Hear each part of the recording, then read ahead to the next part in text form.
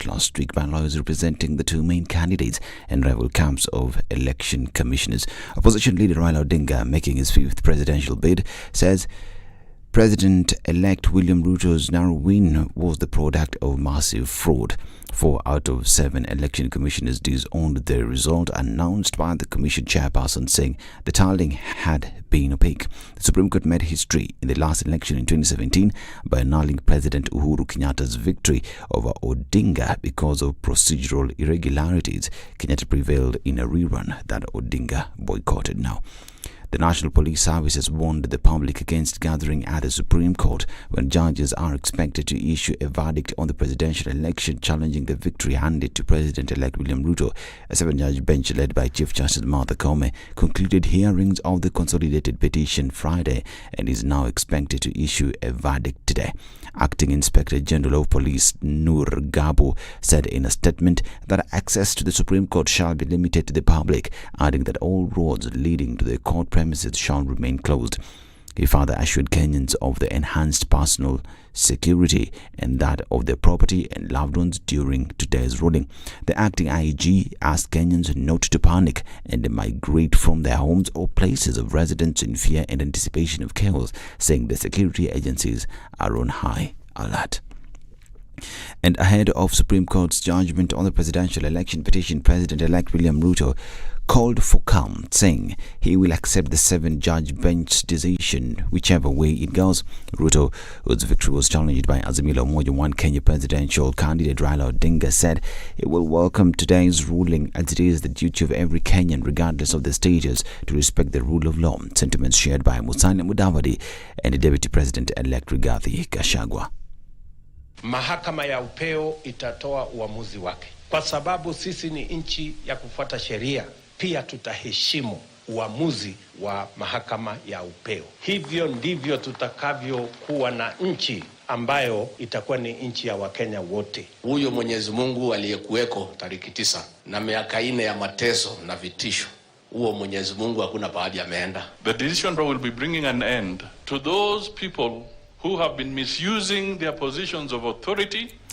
Odinga moved to the Supreme Court seeking to invalidate the results which made his competitor Ruto the president-elect.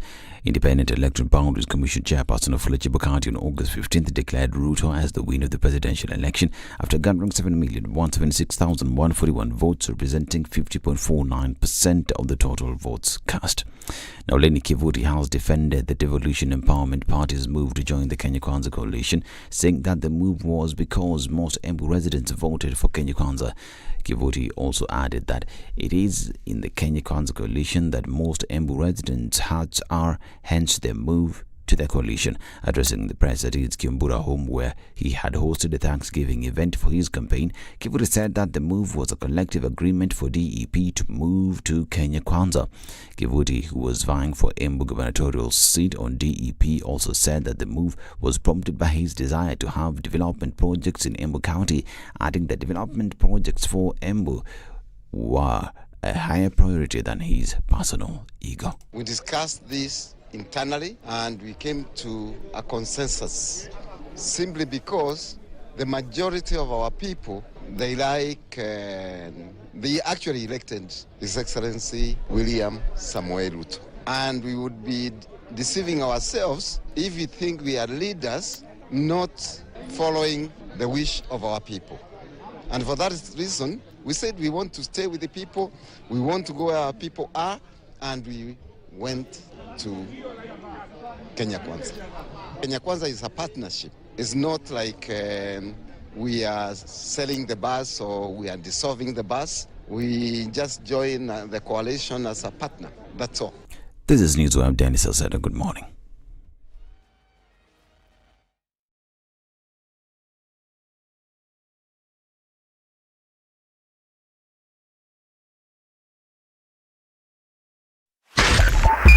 SpiceFM, Nyeri. The following takes place between 6 a.m. and 10 a.m.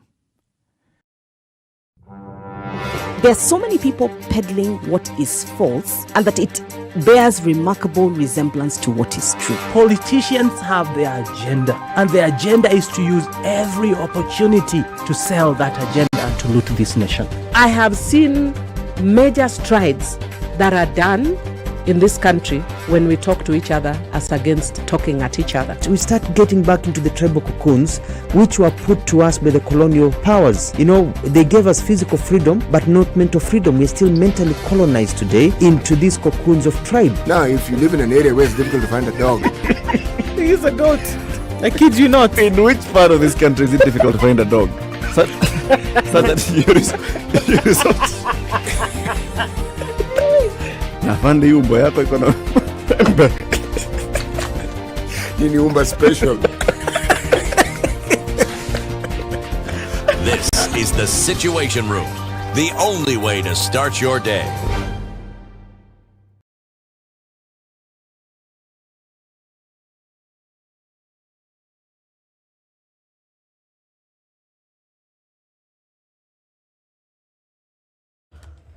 Good morning. It's Monday, and what do Nairobi streets look like? It looks like it's building up in certain parts of the city. Nothing too crazy at the moment. Coming off the Thika Superhighway, a little bit of traffic started to build right around the Pangani underpass, but we should be all right for now. We're seeing a little bit of action just around Mombasa Road as well. Coming out of Westlands looks pretty good. We'll take us through the morning and see what happens. Jogo Road, of course, with activity this morning. Let's talk on SpiceFM KE on Twitter and see what happens through the day.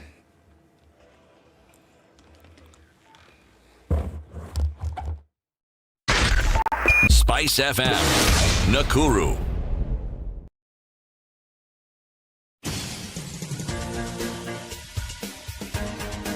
This is the Situation Room, the home of hard-hitting political commentary and penetrating insights about the state of the nation. This is a talk radio experience like no other. The Situation Room, a place for hard truths, debates, and elevated conversations. The Situation Room, witty, political, engaging, deep, controversial. In the room, we have C.T. Muga, researcher, academic, seasoned political observer, a fountain of wisdom in these politically uncertain times. Ndu Oko, Nigerian by birth, Kenyan by choice, communications expert, Pan-Africanist, a truth seeker and believer in people power, and Eric Latif, agent provocateur, the man in the chair, seasoned journalist, news hound, a man who believes in punching up, not down. It's a bated breath situation, and that's what we're looking at this morning. It's the 5th of September. Tick-tock, tick-tock goes the clock. And that's what everybody's saying today. Here we are. Good morning. And how are you doing this wonderful Monday morning? Kenya's biggest conversation kicks off. And I know everybody's hearts are thumping in their chests today, asking, what will it be? What happens moving forward in the country? And that's what everybody's asking. My name is Ndu, and with you here in the morning by my lonesome. Okay, not really by my lonesome, but you know how it is. Here and there and round everywhere. Eric Latif, good morning. Yeah, I don't know. You don't know what? I thought you were going to say Miyakachi. What is wrong? You don't know how you are? Me, I don't know, Buana. Me, I don't know, Buana. Why? Leave me alone. I leave you alone. Hey. I say it very well. Surely. Surely. Goodness and mercy shall follow me all the days of my life. All the days of your life. That's right. And you shall dwell in the house of the Lord forever. Forever and milele. Okay. How are you? Mimi? I'm fine, thank you. Very good. Yes. It's good that somebody's fine, thank you, this morning.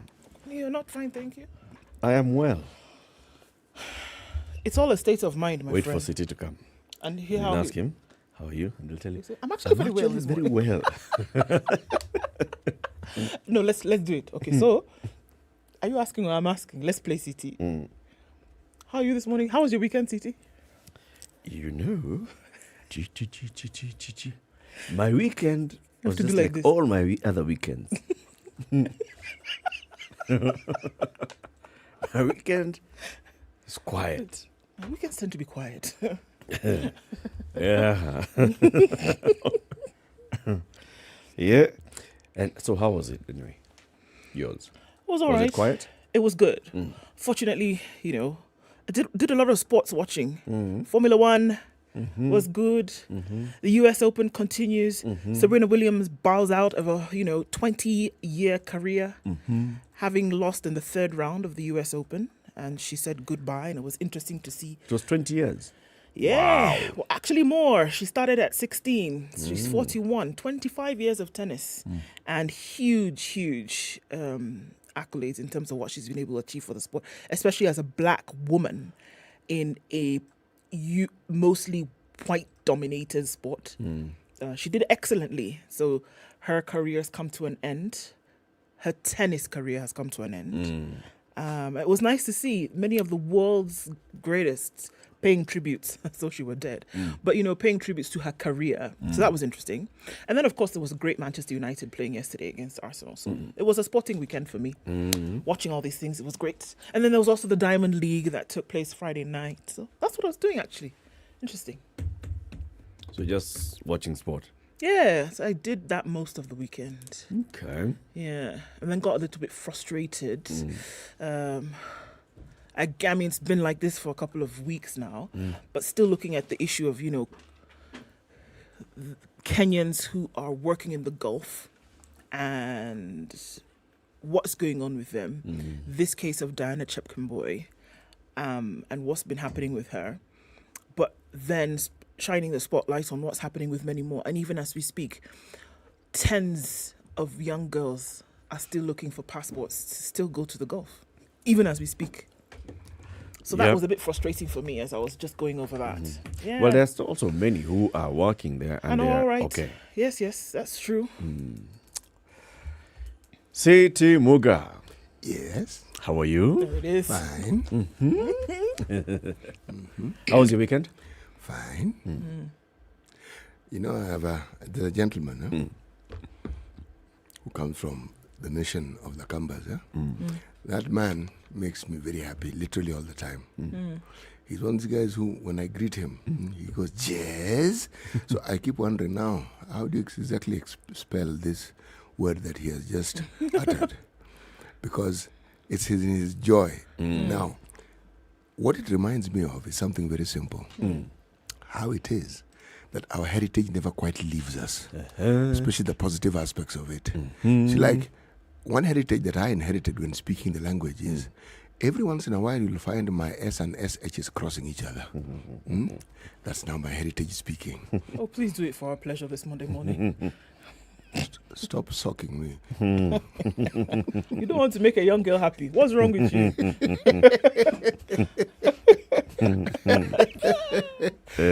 How was your weekend, Eric? My weekend was good. Yeah. I spent it just chilling. It's just chilling. Like a popsicle. Yeah, just chilling.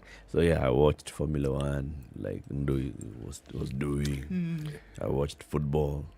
Yeah, and Arsenal against Manchester United, or the other way around, Manchester United against Arsenal.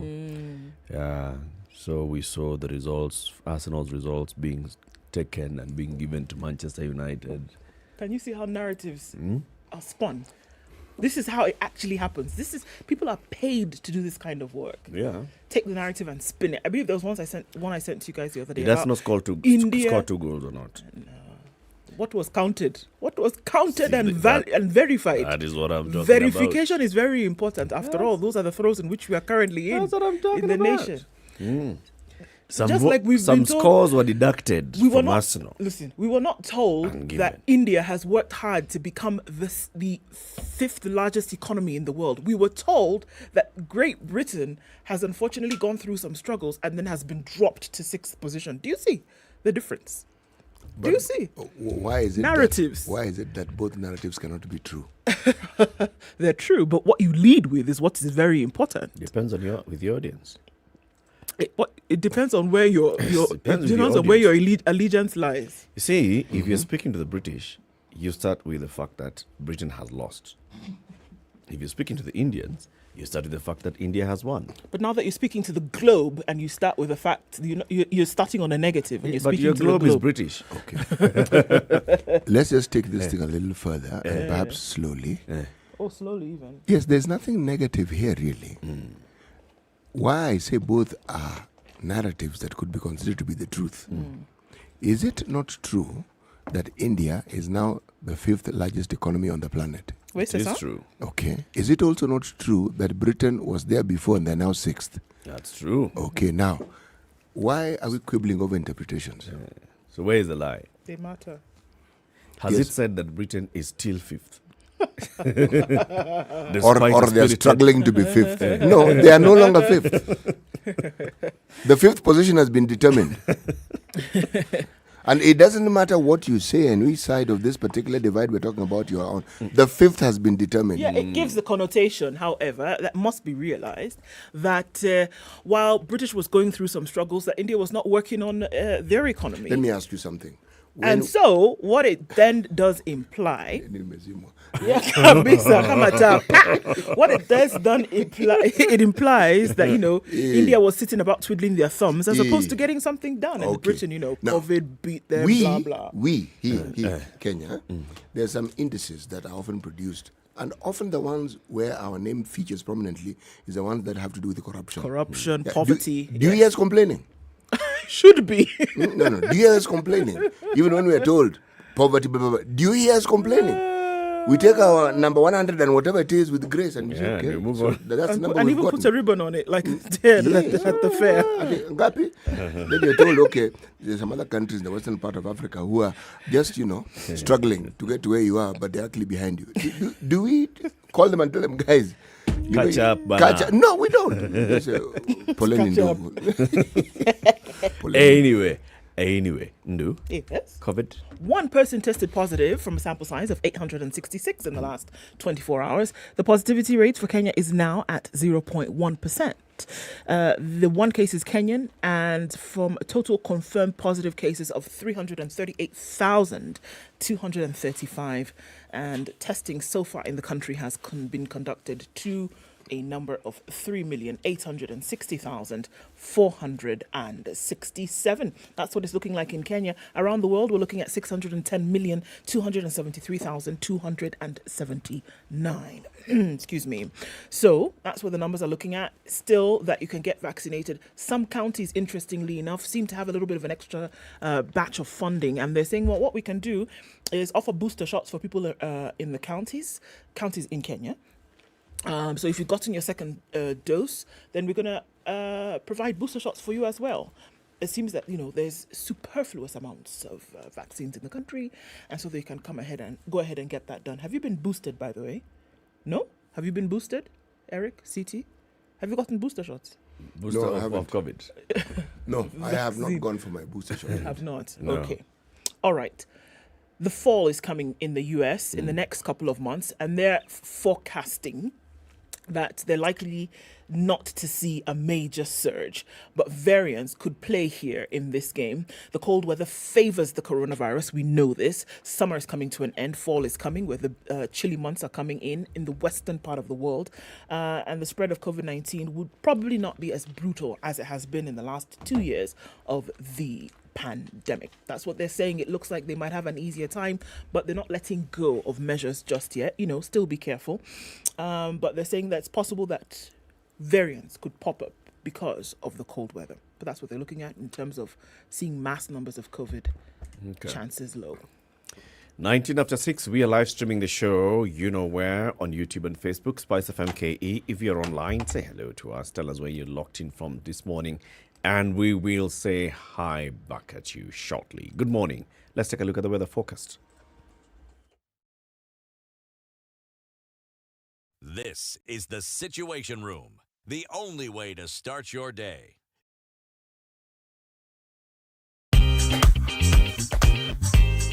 Digger Classifieds is an all-in-one platform to find jobs, buy and sell motor vehicles or properties,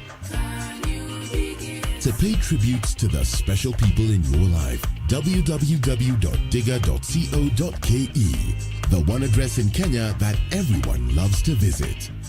Digger Classifieds. Mostly cloudy conditions in Nairobi at 14, highs of 27 and lows of 14 today. It's cloudy at 14 in Nakuru. We'll see highs of 23 and lows of 13. We'll see high of 22 in Nyeri, where it's cloudy at 13. And we're also looking at clear conditions in Eldoret, highs of 21 and lows of 12. All right, looking into Mombasa, it's partly cloudy, highs of 29 and lows of 22. And Malindi is cloudy at 24. We'll see highs today of 29. 19 and mostly clear in Kisumu, highs of 28 and lows of 18. And Kakamega is mostly clear as well at 15 degrees. We'll see highs of 27 and lows of 15. Kampala is partly cloudy at 17. We'll see highs of 27 and we'll see highs of 29 in a mostly clear Dar es Salaam this morning. Highs of 29. Looking into Johannesburg, it's 15 and partly cloudy, highs of 27 and lows of 11.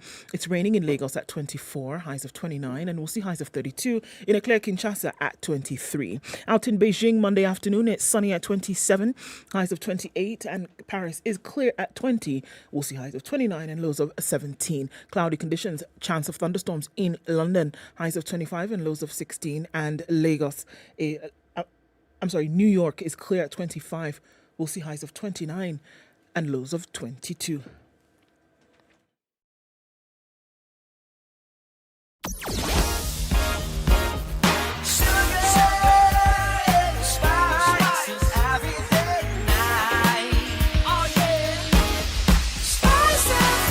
Spice up your life. Mature, intelligent talk every morning. Spice up yourself. 22 after 7. Eddie Odor says, good morning. This is the day of reckoning. The verdict will be a landmark ruling with a new jurisprudence. May the best side win, he says. Good morning, 254. We, the people, according to Atieno, says, are graduating today from the social media school of law as SCOC delivers its verdict. Yeah, what are we going to move on to? I know. What are people going to do for the next, I don't know how long. It's been 14. It's been, easily 10 days of this back and forth. Tout ça, tout ça, Before the elections. Yeah. What were people doing? Yeah, we didn't have things to say. We had things. Now We've always had things. There's got to be something else. No, this one was the season for it. Okay, the it being the elections. And it being also the results that will be announced by the Supreme Court. Season. It's interesting that you say that because we can move on to another thing, isn't it? We are going to. Andrew Franklin says, good morning from Lavington. It's a day of indecision. On to 2027. Him is already in 2027. You see, this is the beauty of a democracy. Yeah. It allows you to sample and to understand just the diversity of human beings and their thought processes. Is it not a wonderful thing? It is. But if you ask me, the thing that perhaps ought to be of greater concern is how it is that you can be magnanimous in your victory. We're talking about one side winning a match in the Premier League, a match, okay? Yes. At the end of the season, there'll be a cup. Yes. They will. Yes. Now, having won a match doesn't mean you are going to win the cup. No. Can you tell them? They should keep quiet. It doesn't even mean that you are top of the table. No, it doesn't. It doesn't. No. The same thing with our elections. Look, this is what? We are trying to vote in president number what? Number 5. Precisely. Okay, let me greet these other people. Yeah, okay. Abby? Durango Denzel says, earthquake day, but whatever the verdict, we move. Macha is well tuned in, all the way from Ruai, Utawala, listening. That's where Newton is. And good morning from Eagle River, Arkansas. That's where Zeresh Munyama is. Speaking of people in the American Midwest, good morning. And that's from Ohio. That's where Nyakeni is as well. Okay, quite a number of people tuning in from the US this morning. Brian Ratam was tuning from Arlington in Texas. And good morning, Oljo Orok. Hey, in Yandara County, that's where Mike Chariot is. And Jeff Otieno says, good morning from Wasingishu. Oljoro Orok. Jororoka. Kate. It's Ojororok. It's called Ojororok. So there's some silent... Something. Oljoro Orok. There's Oljoro. Okay, sawa. I'm tuned in from Dol Dol Town, which is Francis Olekaparo's maiden village. You have a married village. Okay. Robert Bogo is tuning from Mombasa. Donald Chip Kosia is tuned in this morning from Watamu. And Ivewa Francis says, good morning from Mombasa. Have a good week. You too. Good morning, Team TSR from Kenya's largest floricultural town. Let justice be our shield and defender. Which is that one? Naivasha? Should be. Yeah, I think so. It is Naivasha. Okay. However, other parts of the country have been catching up. They have, Yes, but Naivasha still remains the largest. Naivasha still takes the cup. Okay. Victor Apollo's well tuned, and Kimi Lily is where Amos Freeman is this morning. Victor Apollo also says hello. Okay, so all of you tuned in this morning, Karibuni Sana. And I can't forget Peter Wagongo, who says, good morning, Ndu Eric CT. He's listening from the CT Center. Karibu. Did you say that hi to that one in Vietnam? Hey, Ken Kawondo is tuning from Ho Chi Minh in Vietnam. You have to say it with some character. Yeah. Ho Chi Minh.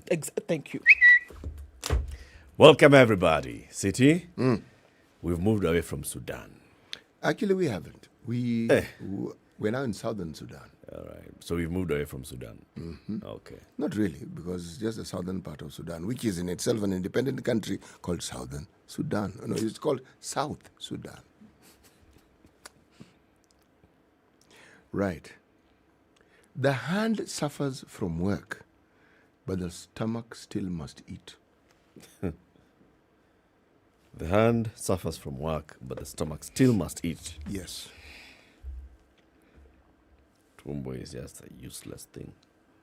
Just sits there waiting to be fed. Hata kama una pesa tumbo italia. Na ina shukrani. Tumbo haina shukrani. You worked so hard now. I can stay for a couple wait of for days. you till tomorrow. Yeah, nothing. Kuna. I know. I appreciate how hard you're working. Let's Let me just keep relax. going. Yeah, it's nothing. Hand will keep suffering. The stomach still must eat. Like it or not. Okay. This is what falls in the category of the Kenyan Pende. Spende. Yes. Alrighty. So www.standardmedia.co.ke. Are you a member of our online community? If you are a member of our online community, then you have access to all this lovely content. Audio, visual, text, pictorial, that tells you what's happening around you in the country and in the world. Let's take a look at what's on the front pages of the papers. All right, looking at the front page of the Standard, Judgment Day, and you have the 7 judges of the Supreme Court there.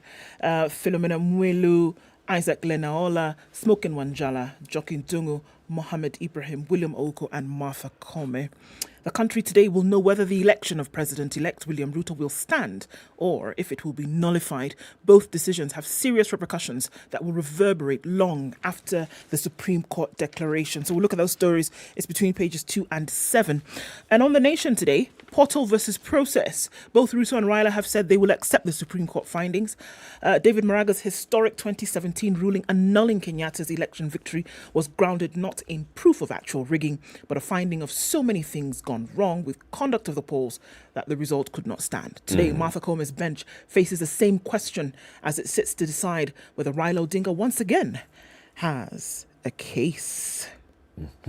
Okay, so those are the stories that are... Those are the two? Those are the two on the front pages of the What's Nation on the front and Standard. pages of the Business Daily and the Star? And Well, actually, it is interesting. The Business Daily, I'm looking at all the papers that we have, including the East African, is the only paper that doesn't have at its headlines anything to do with the election. In fact, their headline is, Naivas founders get 3.8 billion in sale of stake, as in S-T-A-K-E, not S-T-E-A-K. This is a lot of meat. Yes. 3.8 billion stake. Yo ng'ombe mingi sana, not that. Okay? Portion, okay? 2-3 firms. That's their headline. Yes. And even if you look at page 2. They've made how much? 3.8 billion. Billion. Kenya shillings. Yes. You keep looking page 6, nothing. Page, nothing. The Star? Star headline. Now, this one is an interesting headline. how Ruto Raila battle will be determined. These fellows have decided to be a little prophetic on this particular matter. Okay? How will it be determined? They are saying technology and IBC split among critical issues for determination by court, meaning court aside. There's IBC aside. Then there is what? Technology. Aside. So, it's like three arms of government. Technology, and IBC and court. Okay. That's what they have to say. But they gave 2 pages to it, 4 and 5. It's a huge spread. Okay. Just that story. Explaining. And the East African? East African, same. East African are saying supreme anxiety. East Africa cannot wait for Kenya's Supreme Court to resolve poll crisis, to resume business, stem inflation, and save tanking currencies. Again, they also have given a whole spread, page 4 and 5. Okay. Long story here. Yes. It's a joint report of the by Kenyans, Ugandans, Rwandese. So they'd like us to believe. And the DRCians. And throw in Ethiopians while you're at it. Yeah, the DRCians are also in this. Yes, yes. 6:30. Let's just take a look at the traffic and then we look at in depth at the newspaper headlines. Good morning.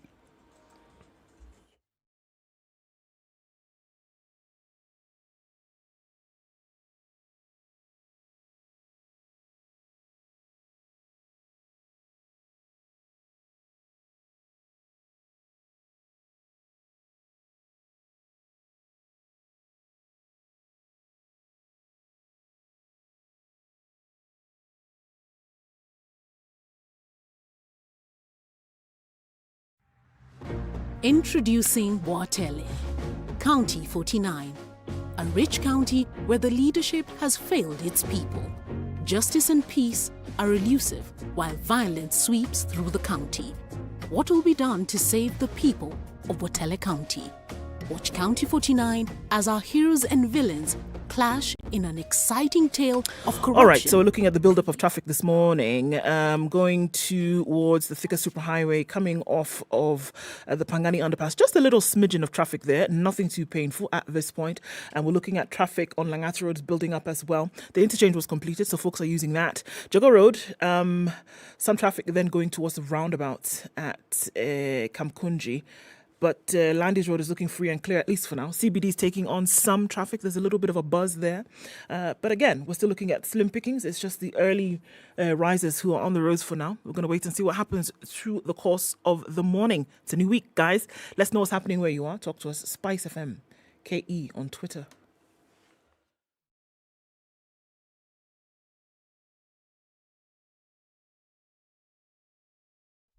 Classic soul, R&B, smooth jazz, neo soul, and nostalgic ballads. Make some noise. Yeah. You're listening to Spice FM. Mature, intelligent talk every morning. Spice up yourself.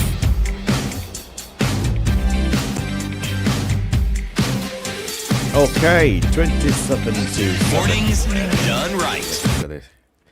Papers then, in detail. Okay? Right. Okay. So on the front page of the Standard, like you said, it's Judgment Day. Country today will know whether the election of President-elect William Ruto will stand or if it will be nullified. Both decisions of serious repercussions that will reverberate long after the Supreme Court declaration. The 9 issues that are to be decided on. Number 1, whether the technology deployed by IEBC in the elections met the standards of integrity, verifiability, security, and transparency to guarantee accurate and verifiable results. That's first issue. The second issue, whether there was interference with the uploading and transmission of Forms 34A from the polling stations to the public portal. Number 3, whether there were differences between the Forms 34A uploaded on the IEBC portal and the Forms 34A received at Bomas, and Forms 34A issued to the agents at the polling stations. 4, whether the postponement of governor, parliamentary and ward elections in some of those areas resulted in voter suppression. 5, whether there were unexplainable discrepancies between the votes cast for presidential candidates and other elective positions. 6, whether the IEBC carried out verification, tallying and declaration of results in accordance with the Constitution. Number 7, whether the declared president-elect attained 50% plus 1 vote of all the votes cast in accordance with the Constitution. Number 8, whether there were irregularities and illegalities of such magnitude as to affect the final result of the presidential election. And 9, any reliefs and orders. Yeah?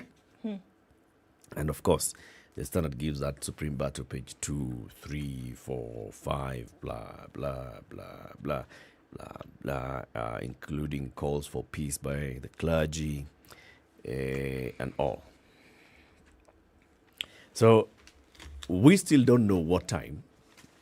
The Chief Justice said it will be Monday, but also reminded everybody that Monday ends at midnight. So, it's... So it's going to be at any time, okay? But she said that the registrar of the court is going to alert all the parties of in the good time. Yeah. So they haven't been alerted yet. Others would have known by now. But then when they're alerted, we'll then get to know. And it'll be made public. I'm sure even the judiciary will also publicize this and say, okay, so the verdict is going to be delivered at this particular time at the Supreme Court. And we'll all be waiting and watching and all. Indeed. As we're looking at that, as covered on page 4 of the Standard, investors jittery ahead of verdict on presidential election petition. Investors at the stock market have become jittery, and the Kenyan shilling tumbled to a historic low against the dollar ahead of today's Supreme Court verdict on the presidential election petition. The NSE said bourse turnover fell by 60.8% on Friday, reflecting reduced activity on the large blue chip counter that dominates trading at the market. Kenya's Supreme Court will today make a landmark ruling on whether to uphold or nullify the election that took place about a month ago. The aftermath of the much-awaited ruling is seen as critical in determining the country's economic growth trajectory. The NSE said the number of shares traded dropped by more than half to 11.1 million shillings on Friday compared to Thursday, underlining the cautious optimism, even as the NSE gained 0.46% to close the trading at 2.15 trillion shillings. So they're calling it jittery. On the other side, President-elect Ruto says he will respect the Supreme Court verdict. He has said that no matter what, he was speaking at Thanksgiving at Njoro yesterday in the presence of Deputy President-elect and Nakuru Governor Susan Kihika. And he says that we will respect the judiciary and the Supreme Court. That is the only way we can maintain democracy and ensure all Kenyans are treated equally before the law. He says, even as we embark on this journey, it is critical that we agree that Kenya will be a country with the rule of law and respect for the institutions established by the Constitution. He said, following the Supreme Court's decision, we will immediately restart projects stopped due to bad politics. You know, of the two gentlemen, Ruto is the one who stands either to win 100% or win 50%. Explain, please. You see, if it's upheld, he's 100% happy. If it's nullified, it means a repeat election. He still has another chance at this. So he's 50% happy. On the other hand, for Raila Odinga, if it's upheld, that's it. He doesn't have another chance at it this time. Has to wait for a future date. If it's nullified, then he has a 50% chance of getting it. So it's easier for William Ruto to say, well, of course, respect the ruling that comes out of the court. It's a bit tight. For Raila to come. He would say, yeah, we'll accept, but of course he only has one wish. You know, the narrative that has dominated our electoral systems especially, and I'm talking about systems, not just system, where systems here refer to the variety of posts for which we actually cast our votes, is the discussion is never about, if you look at it, anything that all these candidates have been peddling and talking about. No. When it gets to counting the presidential votes and the outcome, it's a question of who is going to win. So all the discussions around what it is that they said they would do, or what it is that it is perceived to be their strong point, that discussion dies. It's not that it's put aside. It's gone, completely gone. Hopefully it is revived. Hopefully it is revived when, say, for instance, the Supreme Court issues... After a swearing in. Yes, that's when people may talk about it. And even then, if you look carefully, people don't. What people Kenyans do, they get on with their lives. Yes. So essentially they're saying, can you quickly decide these things that we can get on with our lives? And yet, if you look at the energy that we have spent on these processes and the possible outcomes, surely a similar amount of energy, if not more, should be spent on considering how it is we can uphold these leaders to ensuring that they do what they said they're going to do. Because getting on with our lives, this is what we've been doing, and it's struggling to just keep, not your head above water, your head is already in water, it's your nose above water. Yeah.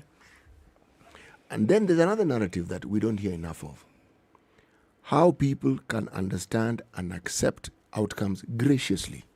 Meaning, if you win, be gracious about it. Okay?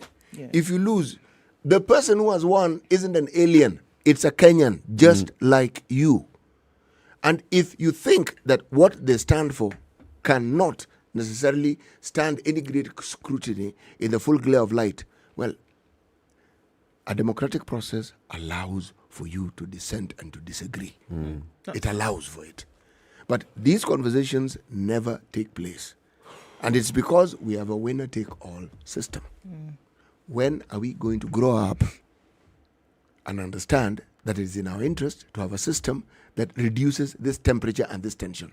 Because it still ends up with the same thing. Somebody has to be the leader of the pack. It doesn't matter what you say. Yeah.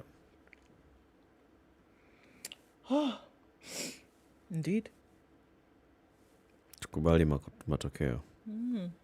You know, all this social media can give you a headache. Kubali matokeo. Making people sick, man.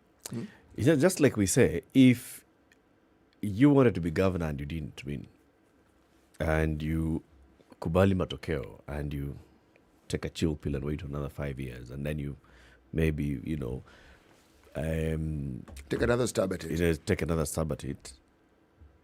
And we never look back and say, okay, so can we find a way in which... I think we should just graduate that whole conversation across our political chain.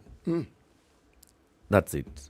There will be a winner, and there'll be one winner, and there'll be many losers. The many losers we just need to know that there's a chance.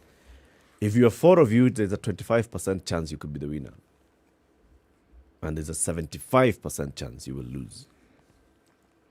But do people go into the election with that perspective? No. Unfortunately, no. They need to. They go with the notion that they have a 75% chance of winning. And so the disappointment mirrors it. It's a 75% disappointment. This whole big one. Anyway, the church is calling for peace as judges make their verdict, and we see the Kenya Conference of Catholic Bishops Chairman Archbishop Martin Kivuva of Mombasa speaking yesterday in church and saying, "We are praying for the Supreme Court judges to deliver a Solomonic judgment today. We need truth and justice to ensure peace prevails. We need Kenyans to return to their normal lives. We should pray for the 7 judges and our leaders as well. It's an affair that affects us all." That's what he was saying. In Homa Bay, the SDA Church asked politicians and their supporters to maintain peace after the verdict of the Supreme Court, led by Washington Okello of Koyokochia Main SDA Church in Homa Bay County, and Kennedy Midianga of Sori SDA Church in Migori County. The 2 clergymen said politicians and their supporters should be ready for any verdict of the court, regardless of the party it will favor. They were speaking during the closure of a 1-week annual prayer camp at Koyokochia Main SDA Church in Rangwe Sub-County. Yeah. That's it. Siti, tell us about that, that business story that is different. Right. Now, this is how it goes. Once upon a time, there was... It's a story. Yes. There was a company called Naivas. Okay? Now, the family that owned it is the family of one Mr. Peter Mukuha Kago. Okay? They are the ones who actually founded this chain, right? Now, over time, we have seen something interesting happen in this landscape that we refer to a country called Kenya. Okay, many foreign investors come in and want to invest in local companies. We've seen it with our banks. We've seen it in the telecom sector, and now we've been seeing it where in the supermarket business. Yes. Right. Now, let me read. New disclosures have revealed that the family joined the International Finance Corporation, IFC, German fund DEG, and private equity firms Amethyst and MCB Equity Fund to sell a combined 40%. Somebody else would have said a whooping 40%. Actually, 60 is what would be whooping. Okay? 40 is okay. Right? Just whoop. Yes, it's just a whoop, not whooping. Okay. A combined 40% stake in the country's biggest supermarket. Naivas. Yes, in terms of chain and Yes. outreach, they are the biggest. Yes. Yes. After what is that other one called? Nakumat. Yes, I was looking for the name. Yes, after they did a thing. By the way, can I digress slightly? Okay. Can you imagine my shock and surprise when some years ago I was in the western part of Uganda, Mbarara to be specific, and I found Nakumat there. But I also found Equity and KCB. Yes. Anyway, let's continue. All right. In the country's biggest supermarket for a record-setting $151.97 million US. Okay? That's the amount they have sold for.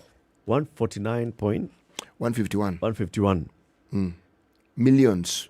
USD. 0.97 millions Kenya US dollars. Not US Kenya shillings. US dollars. That would have been fun. All right. Okay. Fine details of the transaction were not disclosed during the June announcement. This thing was announced in June. Now we've been told it's still now. Right. But Mauritius-based conglomerate IBL, which led the buying consortium, has now revealed the terms of the just concluded deal, including the fact that the founding family also sold an 8.5% stake. And So the Mauritians now are the majority shareholder? No. Or are they not? It's consortium. There are three groups that have bought into it. Okay. So the majority is not revealed here. Okay. Now, 8.5% stake is valued at $32.29 million US dollars. And in Kenya shillings is 3.8 million, 3.8 billion shillings. This dollar thing is really playing in my You're mouth. liking the dollar. Right. Sholas. Okay, sour. Solas. Solar. Right. Now, let me just turn the page and continue with this story, okay? The contrast of the Mukua family contrasts with that of others associated with the family-owned supermarket, with family-owned supermarket chains that have either collapsed or are struggling to stay afloat. Meaning, if you look at family chain supermarkets, owned rather, right, and you're looking and you're comparing with those who own the Naivas group, they have fared better than most. Okay? Okay. And but then they proceed to compare. Okay. They talk about the Nakumat, the relatives of these ones, Atul Shah and family, okay, and then the Tuskies holdings, etc., etc. Etc. Yes, things have not quite been as hanky-dory as they have been with the Mukua family. Right. Yes. It's a good thing. Actually, it is an interesting thing. And what that tells you, when you hear of the conversation around investors waiting to invest, the truth is we don't have a shortage of people who want to invest. No, there's no shortage. In fact, there are very many international or Western institutions that want to invest. Yes. From a layman's perspective, I being the layperson, I think they look at the profit margins that are made in their part of the world. So let's start with banking, 2%, 3%. Here, start with 10 going forward. Imagine. Yeah? Huge. All right. Right. Higher. Page 10 of the Standard has an interesting story. The Parliamentary Service Commission has slashed foreign and domestic travel per diem for members of Parliament. Again? The Parliamentary Service Commission has slashed foreign and domestic travel per diem for MPs. So you can travel, but per diem has gone down. Yes. Okay. No, it has, yes. Sorry. Legislators on trips to the US have been getting 143,999 per day. At what? I was waiting for that. Leave Kenya. Go to America. As a member of parliament. As a member of parliament. You get 143,999. Let's just call it 144,000. So can we be specific? Okay, let's so round if it you're off. coming, you travel on Sunday nights, you arrive Monday morning. Monday morning, 144. In the inside. You wake up tomorrow in the Tuesday, Yes. 144,000. No, night's boom. You'll be there until Sunday, Wednesday, Yes. Thursday, Friday, Saturday, Yeah. Sunday. Yeah. Get it? God Almighty. Yeah. That has been slashed from 144,000 to 79,091, Bob. Half. Imagine. You're not doing the maths, huh? You're there for 5 days, huh?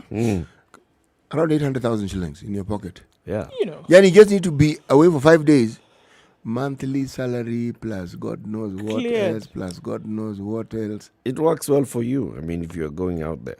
Now it has been slashed. It explains why it is there's always this hue and cry about travel, isn't it? Of course. People want to travel. Yes. And then guess what? MCAs look and say, even us, Even We're as we want to traveling. when we travel. After all. So we're also members of parliament. Yeah. We also get an allowance. Yes. Theirs may be different. Those to the UK will receive 92,000, down from 133,000. National Assembly and Senate speakers will now pocket 141,000 from 154,000 during assignments in Singapore, and 121,000 down from 132,000 if they go to Switzerland. Speakers, MPs, clerks of the Senate and clerk of the National Assembly, and job group U to V who are on a trip to Afghanistan will get 62,000 shillings. Those in job group P to R, among them deputy clerks, will get 44,000, and those in job group P to R, including the chief sergeant at arms, will get 29,160. But should if the they money go be to more? Afghanistan. No, you should get more when you go to Afghanistan. It's a hardship area. Because Hardship. distance. Hardship. We look at distance. And Afghanistan is near. Yeah. And it's nearer. Nearer. Those going to the United Arab Emirates, you know, like job group U to V. See, you remember job group U to V? If you are going, I have no clue. What U this to is. V are those ones of MPs, Speaker, Clerk of the Senate, Clerk of the National Assembly. Those ones are job group U to V. U to V. If they are going to Afghanistan, they get 62,000. If they go to Dubai, they get 102,000. You see, Dubai is farther than Afghanistan. Using your logic is okay. Dubai is really far, isn't it? The Middle East is far. It's really far. Okay, Rick, you and your logic. Because they're looking at distance. Wow. No, we look at distance. Distance, all right. Okay, so if you go to Ethiopia, 212,000. because Ethiopia is really far. Wow. If you're walking. Okay. However, MPs are not happy. Someone like, for example, Homa Bay Town MP Peter Kaluma, who's coming back to Parliament for the third time, is saying these are jokers, bwana. First of all, you see, this is coming from these new rates have been gazetted by the PSC following a circular issued by the Salaries and Remuneration Commission. May I like the SRC? So, Peter Kaluma is saying, wait a minute, SRC overstepped its mandate in reducing per diems. Under the Constitution, the provision of facilities and catering for the welfare of those serving in Parliament is the preserve of the Parliamentary Service Commission. This is just allowances. This is facilitation, bwana. This is welfare. This is not salary. It's not salary. What's your problem? Actually, you know, if you think about it, which of those two bodies actually has a policy mandate? Is it SRC or the Parliamentary Service Commission? SRC. Precisely. So at the end of the day, who sets the benchmark? SRC. Exactly. Can you overstep the thing that you were... It's implemented now by the other service commissions. The Public Service Yes, Commission. they implement Judicial what Service goes- But they set the Parliamentary policy. Service Commission. So what Kaluma is saying, you know what I always find particularly interesting with our members of parliament, I was thinking of an adjective and I forget about it. Not this morning. I forget it. Esteemed, just use it. No. Because I know that's what was in your mind. Our esteemed members of I was parliament. thinking of the word disgusting. Wow. Just a hop That's why over I in the decided, alphabet. look, how do you quibble about these things which you want to term as your right? And there are people in this country who can't even afford a meal a day. I mean, come on, for heaven's sake. What sort of thinking is this? They're not doing too badly off. Newly elected No, senator no. for... I mean, you haven't been sworn in, and you're already telling us how you think. And I'm sure he's not the only one who thinks this way. No. What sort of demented thinking is this? Of the highest stinking kind. We have a situation where we really need to be thinking about cutting costs, literally. The constituency that members of parliament come from haven't moved to another country. They're still within this same country. But let me ask you, Steve. Ask me, please. What is per diem? Per diem Per day. is money that you're given per day To do what? to accommodate you, to help you with accommodation, And food, meals, blah, blah, transport. blah. All right. Yes. So, is it okay for someone to receive per diem, first of all? Yes, it is. All right. It's Yes, it is. encouraged. Because this is where this is the money that you use to then pay for your accommodation, Yes, it is. plus your meals. Yes. Okay.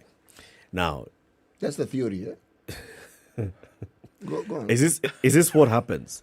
That No. if an MP goes to America and they're given 144,000 shillings, then that is all. They'll basically use this money to pay for their hotel, Oh, stop to it. pay for their transportation from the hotel to the meetings that they're going to pay for their meals, and all these other things that they need to do. That's the idea. That's the idea if you were living in Alice in Wonderland's land. But normally what happens? Are you saying it's different? Yes. Yes. How? I'm saying it's different. We first of all look for a relative to stay with. It's okay. That is, if you have a relative in What America, I'm trying to say is it's added advantage. that money, if we were swimming in money and in wealth, give them even 200,000, it is okay. We are not. That's really my argument. It's not that they shouldn't receive it. It's the amounts are, given our circumstances, they're not just exorbitant, they're thoughtless. They're insensitive. We can't be in the throes of the sort of situation that we're in, and such huge amounts are being talked about as though it was a paltry sum. It was just 2 shillings, 3 shillings. It's not 3 shillings, 4 shillings. No.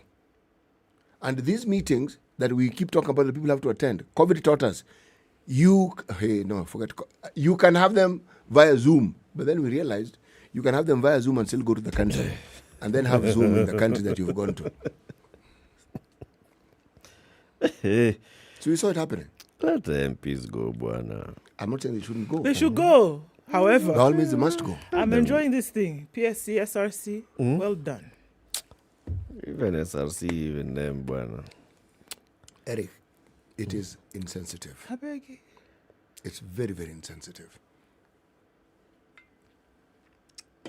And you know, you are not talking about a business where you're saying we've made money from this business and so we can allocate for ourselves bonuses and what have you. No. You're talking about money coming from public coffers, for heaven's sake. And did you not go to work? No. This You've is not gone to work. It's not a sitting allowance. You're not It on is- vacation. Yes. Today, if you go for work to America, right, you want to be given money for your upkeep. Yes, you must be given money of for course. upkeep. Yeah. And so what's wrong This with is not whether or the not money? they should be given. This is not whether or not they should receive it. It We're is how talking much they're about receiving. the amount they're receiving. And we know But very how much well. do they actually end up spending? No. Are you saying that hotels in America are much cheaper than 144,000 shillings a day? Yes. Yes, we are saying that But it hey, is very easy most- for you to most- find. most it is definitively, very definitely, easy for you to certainly. find a B&B surely. for $200. Why and would then an you can MP go eat. to an Airbnb If surely? an just MP like that? in another country can ride a bicycle to work, surely Yeah, you that's can a stay bicycle. Are in a they B&B. staying in an Airbnb? They stay in the B&Bs, not an Airbnb, a bed These and breakfast. MPs You from can other stay in countries it. come to Kenya. There was an American delegation the other day that was for even meeting the $200 president. at How much? Intercontinental, Were they they can staying do in it. an Airbnb? The senators from America the other day when they came to Kenya. That system is different. People. What did because CT say? They even book for you in advance, so they know exactly where you're going to stay. Exactly. you. And it's a It's paid 5-star for. hotel. And it's But also ours, you're given our people. And you also book for them. even us. We determined that you must stay in a place that is commensurate green with your zone. position. Green zone. Akuna, Safe Eric. places. You go to Boston, you don't just go and live somewhere where you can be shot dead any moment because you're a black Kenyan. Oh, please. Surely, you people. Good morning. 7 a.m.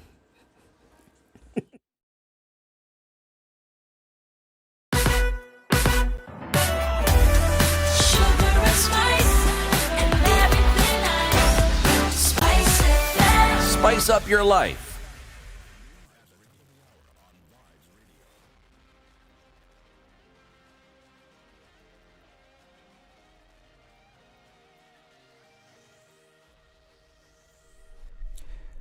Good morning, this is Newswire. I'm Dennis Aseto. The Supreme Court will today decide whether to uphold or nullify the result of last month's presidential election, a ruling anxiously awaited by Kenyans who went to the polls on August 9th. The 7-member court will rule following 3 days of oral arguments last week by lawyers representing the two main candidates and rival camps of election commissioners. Opposition leader Raila Odinga, making his 5th presidential bid, says Deputy President William Ruto's narrow win was the product of massive fraud. 4 out of 7 election commissioners disowned the results announced by the commission chairperson, saying the tallying had been opaque. The Supreme Court made history in the last election in 2017 by annulling President Uhuru Kenyatta's victory over Odinga because of procedural irregularities. Kenyatta prevailed in a rerun that Odinga boycotted. Meanwhile, the National Police Service has warned the public against gathering at the Supreme Court on Monday, that is today, when judges are expected to issue a verdict on the presidential petition challenging the victory handed to President-elect William Ruto. A 7-judge bench led by Chief Justice Martha Koome concluded hearings of the consolidated petition Friday and is now expected to issue a verdict. Acting Inspector General of Police Noor Gabo said in a statement that access to the Supreme Court shall be limited to the public, adding that all roads leading to the court premises shall remain closed. He further assured Kenyans of the enhanced personal security and that of the property and loved ones during today's ruling. The acting IG asked Kenyans not to panic and migrate from their homes or places of residence in fear and anticipation of chaos, saying the security agencies are on high alert. And ahead of the Supreme Court judgment on the presidential election petition, President-elect William Ruto has called for calm, saying he will accept the 7-judge bench decision, whichever way it goes. Ruto, whose victory was challenged by Azimio la Umoja One Kenya presidential flag bearer Raila Odinga, said he will welcome today's ruling as it is the duty of every Kenyan, regardless of the status, to respect the rule of law, sentiments shared by Musalia Mudavadi of ANC and Deputy President-elect Rigathi Gachagua. Mahakama ya upeo itatoa uamuzi wake. Kwa sababu sisi ni nchi ya kufuata sheria, pia tutaheshimu uamuzi wa mahakama ya upeo. Hivyo ndivyo tutakavyokuwa na nchi ambayo itakuwa ni nchi ya Wakenya wote. Huyo Mwenyezi Mungu aliyekuweko tariki 9 na miaka 4 ya mateso na vitisho, huo Mwenyezi Mungu hakuna pahali ameenda. The decision will be bringing an end to those people who have been misusing their positions of authority. Odinga moved to the Supreme Court seeking to invalidate the results which made his competitor Ruto the president-elect. Independent Electoral Boundaries Commission chairperson of Chebukati on August 15th declared Ruto as the winner of the presidential election after garnering 7,176,161 votes, representing 50.49% of the total votes cast. Now, Lenny Kivuti has defended the Devolution Empowerment Party's move to join the Kenya Kwanza coalition, saying that the move was because most Embu residents voted for Kenya Kwanza. Kivuti also added that it is in the Kenya Kwanza coalition that most Embu's residents are, hence the move to the coalition. Addressing the press at his Kayumbora home, where he had hosted a Thanksgiving event for his campaign team, Kivuti said that the move was a collective agreement for DEP to move to Kenya Kwanza. Kivuti, who was vying for Embu's gubernatorial seat on DEP, also said that the move was prompted by his desire to have development projects in Embu County, adding that development projects for Embu residents were a higher priority than his personal ego. We discussed this internally and we came to a consensus simply because the majority of our people, they actually elected His Excellency William Samuel Ruto, and we would be deceiving ourselves if we think we are leaders not following the wish of our people. And for that reason, we said we want to stay with the people, we want to go where our people are, and we went to Kenya Kwanza. Kenya Kwanza is a partnership. It's not like we are selling the bus or we are dissolving the bus. We just join the coalition as a partner. That's all. We are following up on what will be happening at the Supreme Court of Kenya. Be sure to stay tuned. I'm Dennis Asada. Good morning.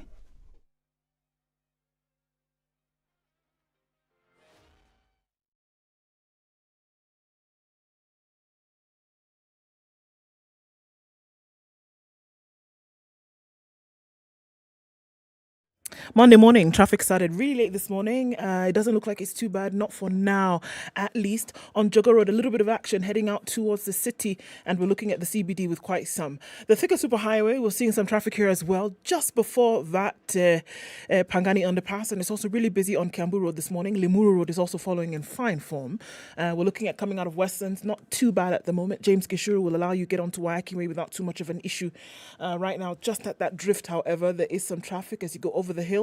It's bumper to bumper as you connect. Not to forget, if you want to then get into the city quicker, you might want to use that Red Hill Link Road to get off Waiyaki Way. Apart from that, doesn't look too painful, at least not for now. Let's see what happens in about half hour or so. SpiceFM KE on Twitter. Talk to us there.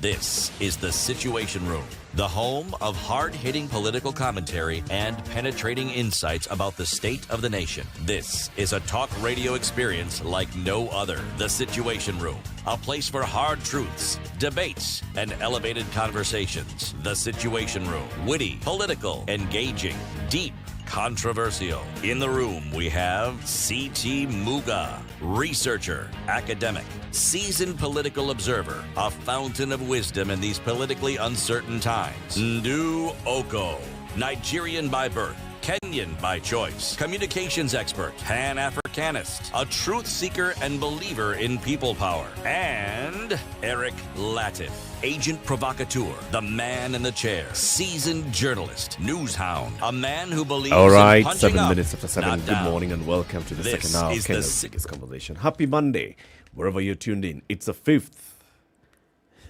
Wow. Today. You caught yourself unawares, eh? It is the 5th, isn't it? It is.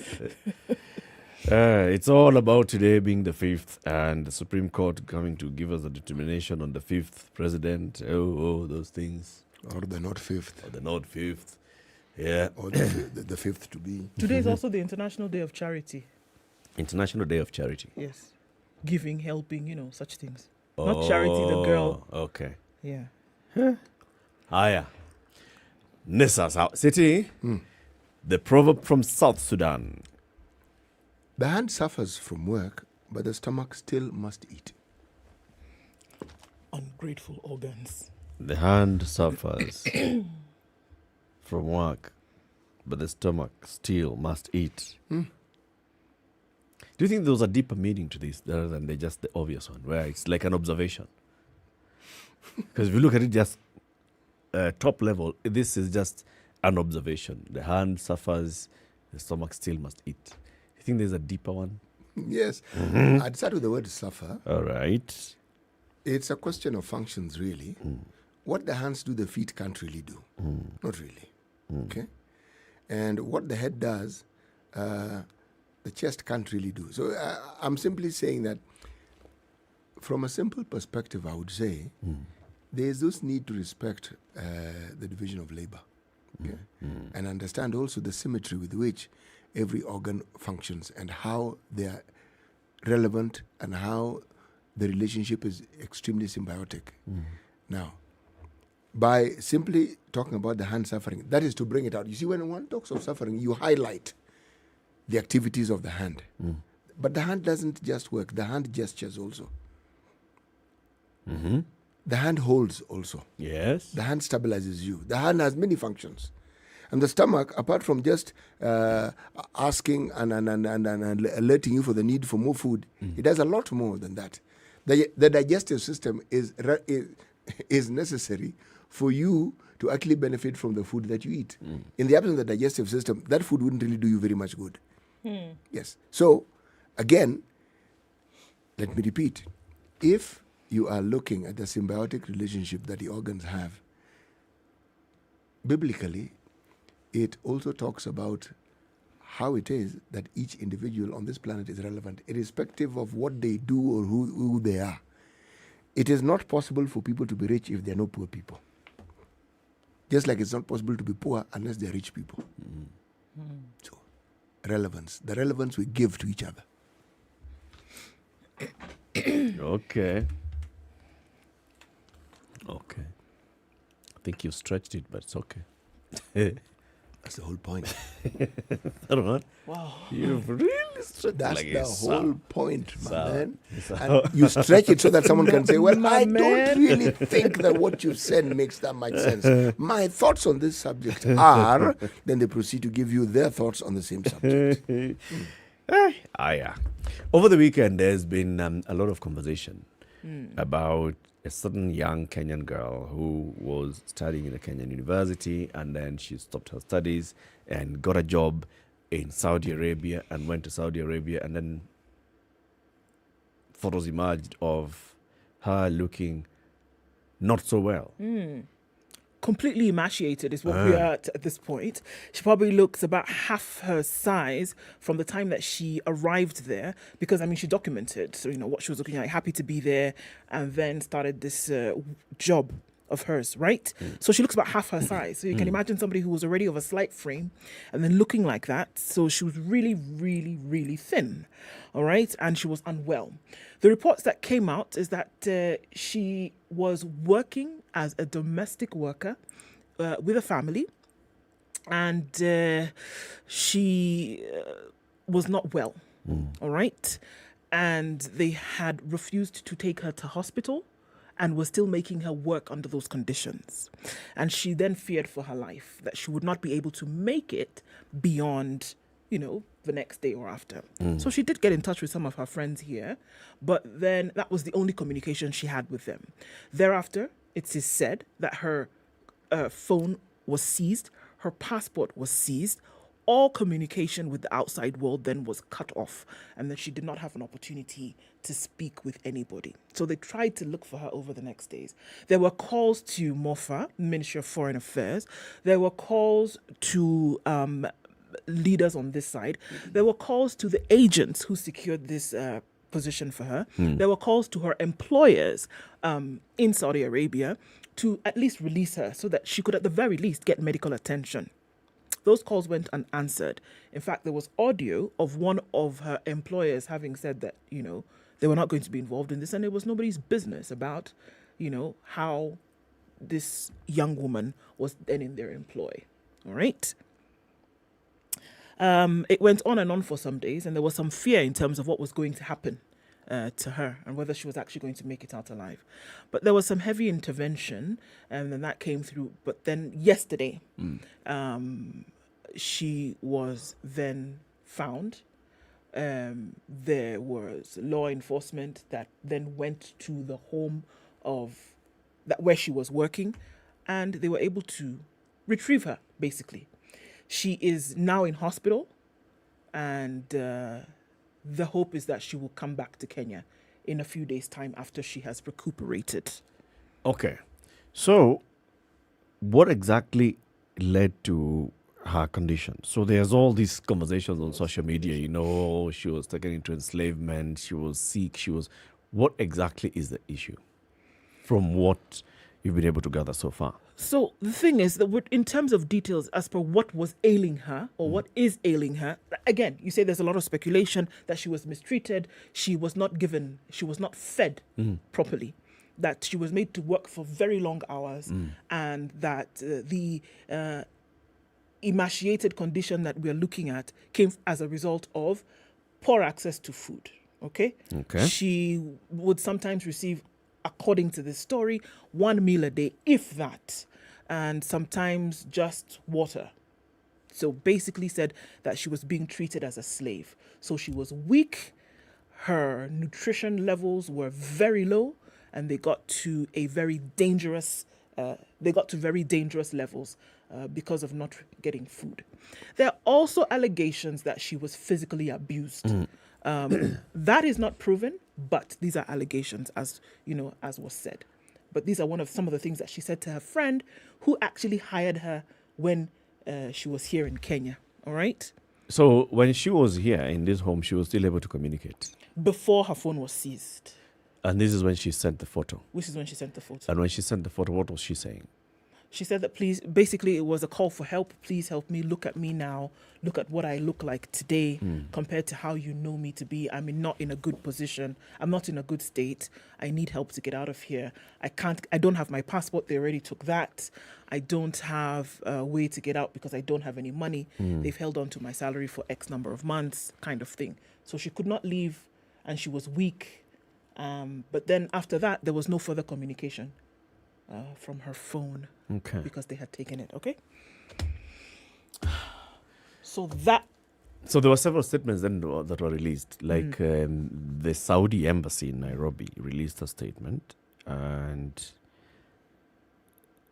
they said, in reference to what was circulated on social media regarding allegations of mistreatment of a Kenyan woman residing in the Kingdom of Saudi Arabia, the embassy would like to clarify that the woman suffers from a normal health condition and was not subjected to any kind of ill treatment. The Kenyan embassy in the Kingdom of Saudi Arabia is fully aware of this situation. And they will continue to say that they are, committed to protecting the rights of all individuals within their territory, and the Kenyan embassy in the kingdom is fully briefed on this particular matter.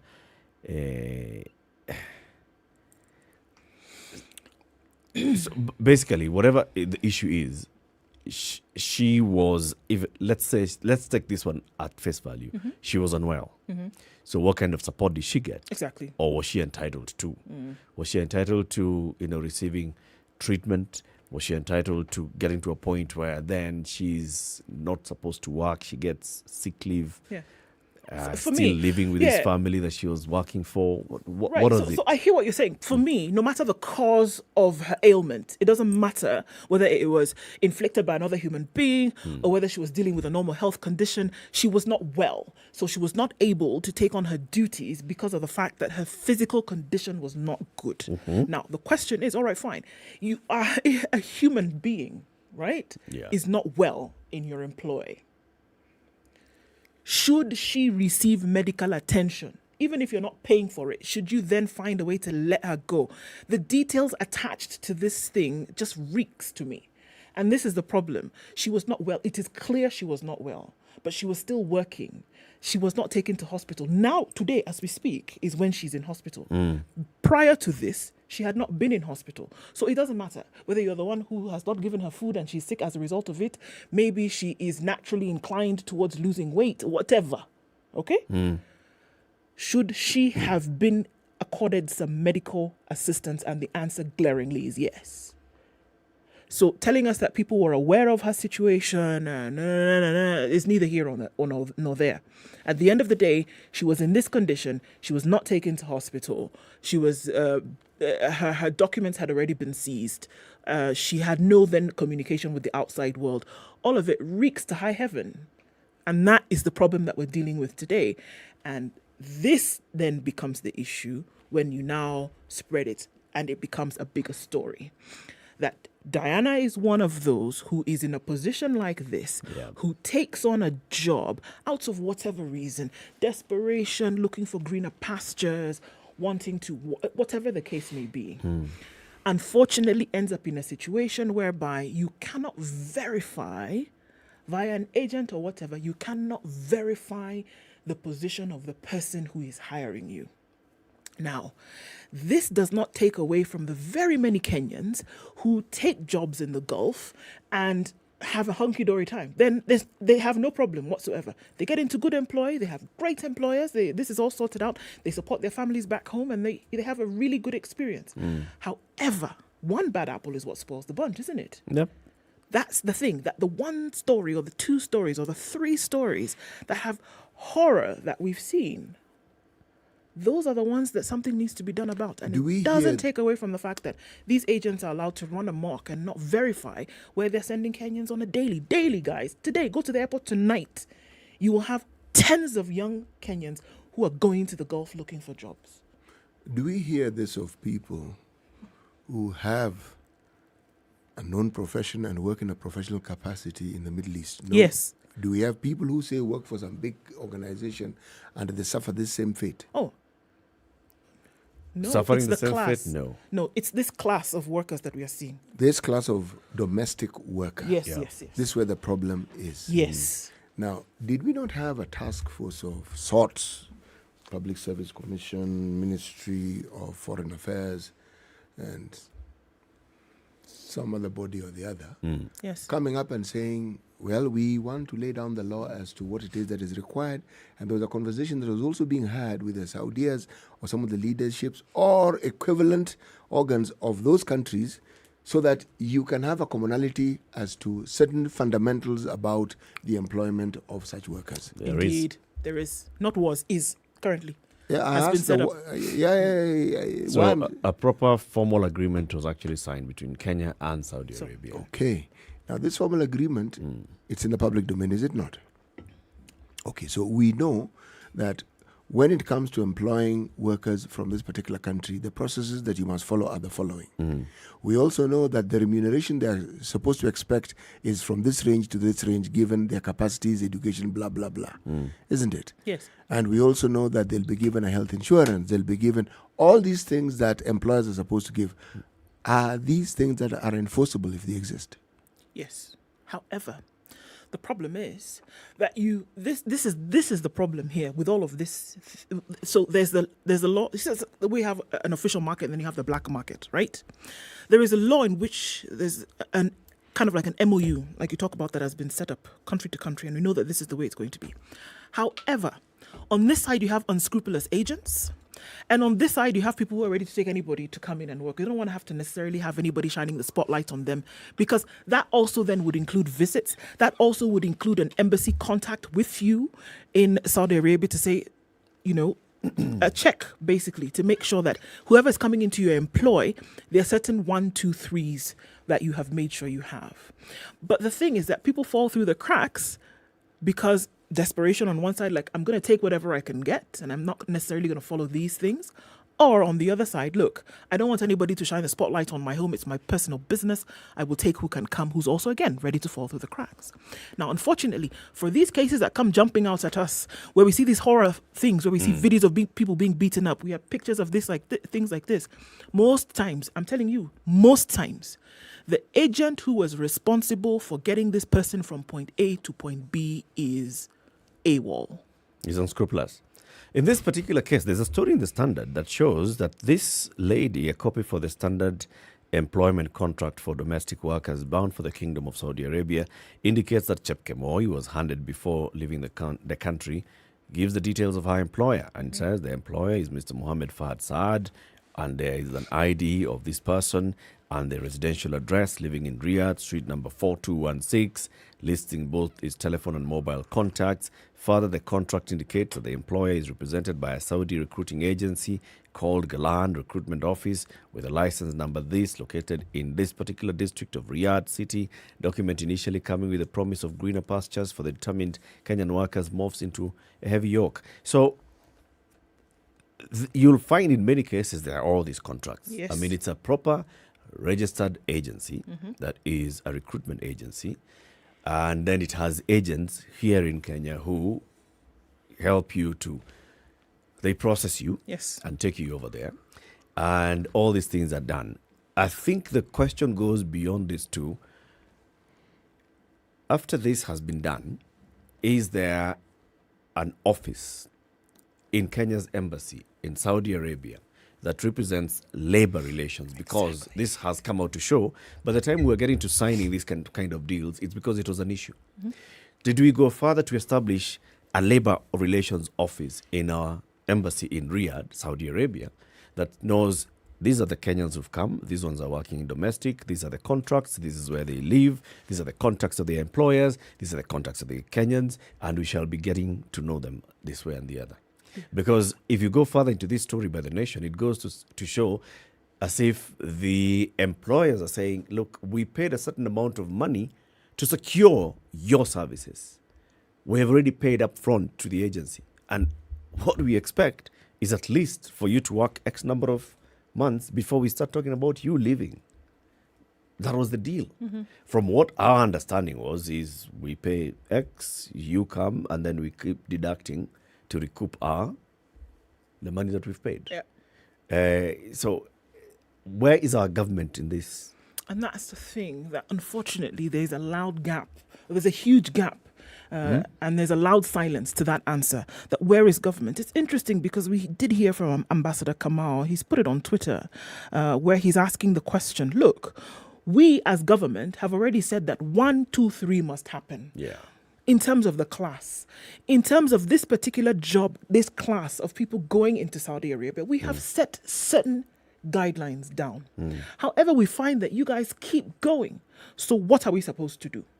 Now, in as much as that may have been an answer that holds some water, unfortunately, it doesn't cover it for me. Because you know that people will still go. You know that they will still go.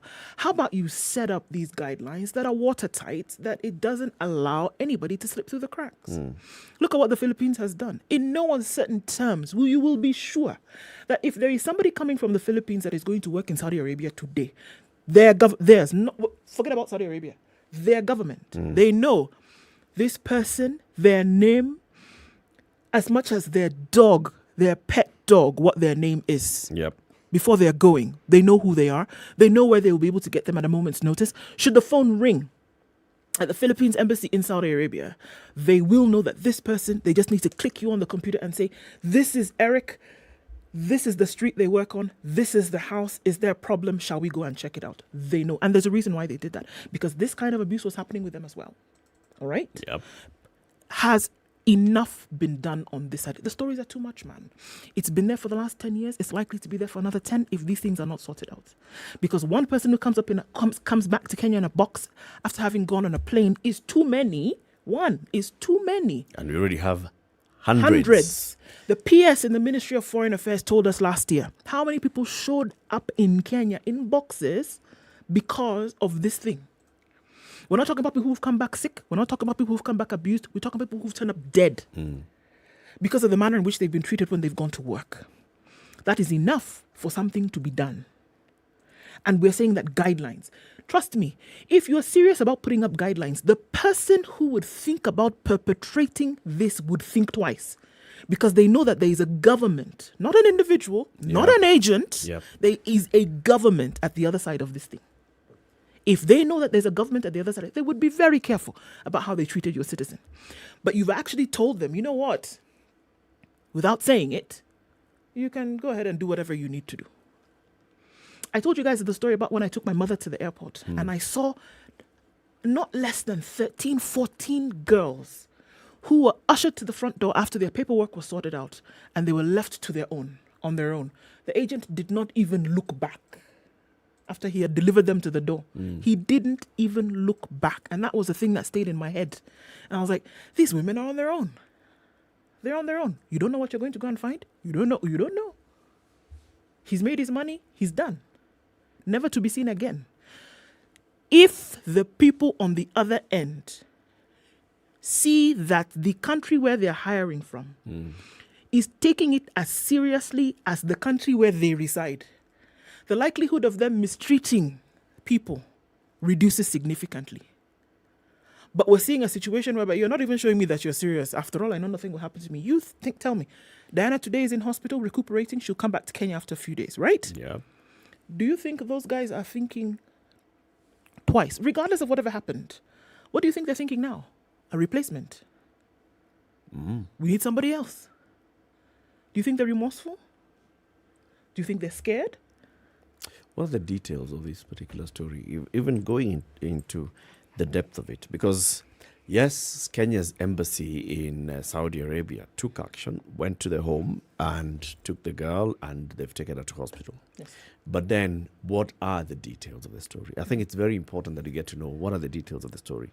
What is it? After sitting there, after interrogating the girl, after interrogating the employers, listening to all of them, talking to the agents, they come up with a report and say, so this is what exactly happened.